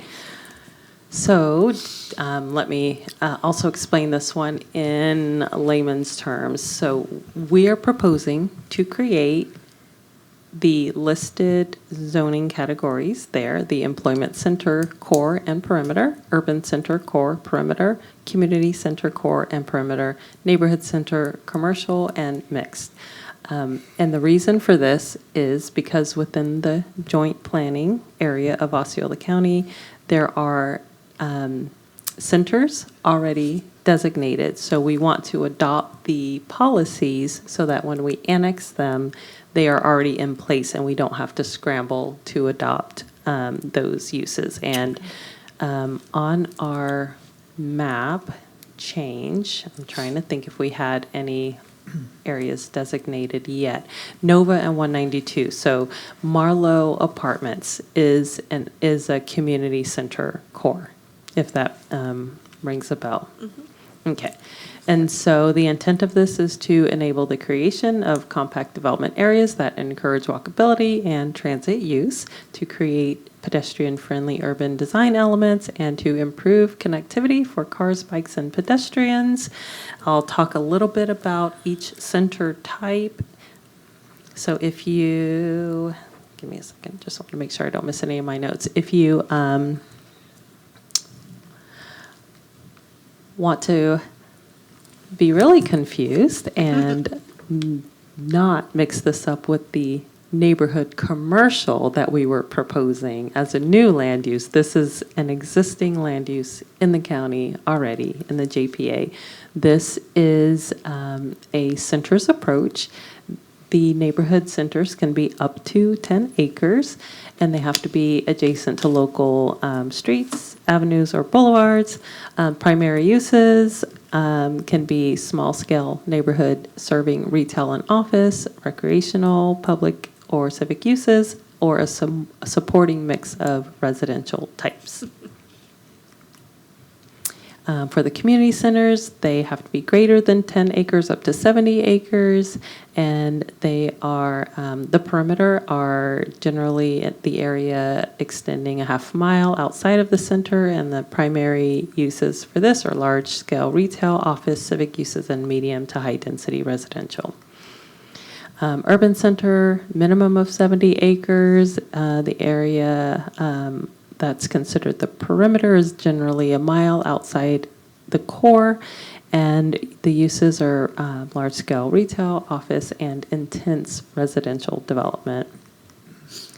And regarding the employment center, again, a minimum of 70 acres, and generally the perimeter extends a mile outside of the core, and the uses are primarily intended to provide intense workplace developments, research firms, national headquarters, medical and professional offices, hospitals, and light industrial development. Ancillary retail is allowed. You can have secondary educational facilities, including colleges and universities, and then residential development that is intended to provide a variety of housing types for the employees of the center. This amendment will also adopt building siting standards, build-to lines in lieu of setbacks. They will have enhanced civic areas, and we have architectural standards that include building orientation, form and massing, articulation, and roof modulation. Staff is recommending approval, and we are requesting that you also recommend approval. And this is city initiated, so I'm available if you have any questions. So the employment, this kind of ties in a little bit into the employment centers, right? For It's confusing, so Yeah. employment versus employment center, they are two separate land Oh, uses. The employment, like I was explaining earlier, is your industrial and office uses. Employment centers are essentially the same, except now you're adding form to it, and we're going more form-based. Okay. Curious then, you bring up Marlowe, and it's funny because I was there today, so it's Okay. really, I mean, very much fresh to me. But that, is there an employment area or center, whatever we call before, planned near there? 'Cause now Yes, they've all those- south of 192, there's a large vacant area. That is also planned for, that's part of the community center, and it's planned for a mix of uses. Again, it's intended to have commercial uses there. So will some of the tie-in from even just the plan that we went through before, like, that's there now, built out, I think. What is the correlation between the timeline of when an employment area would be up and running in order to continue to support that? So if you think of Marlowe Apartments specifically, there is a parcel between 192 and the apartments that has been set aside for commercial use. And so we are having a pre-application meeting, I believe this Thursday, which I won't be attending because I'll be at the workshop. But they have already proposed, or they are proposing commercial now. They're holding a pre-application meeting now. So that's part of what the plan is too, like that is not too far away from whenever the residences would Right. be built, or the employment, and then the Mhm. residences. That timing Right. is part of that. Absolutely. So again, I know it's not attractive, but the rooftops always come before the commercial. So now that the rooftops are there, we are gaining interest, or not we, the city, but the applicant is gaining interest, and they have requested a pre-application meeting with the city so that we can go over our process for them developing that commercial piece. Sorry, that was an aside from that one. It's okay. Anyone else have any questions on this? No. Is there any public comment? Public comment is closed. Does anyone wish to make a motion on this? I'd like to make a motion to recommend approval of ordinance 2025-65, based on the 16 findings within the Land Development Code. I have a motion. Do I have a second? Second. All in favor? Aye. Aye. Aye. Aye. Okay.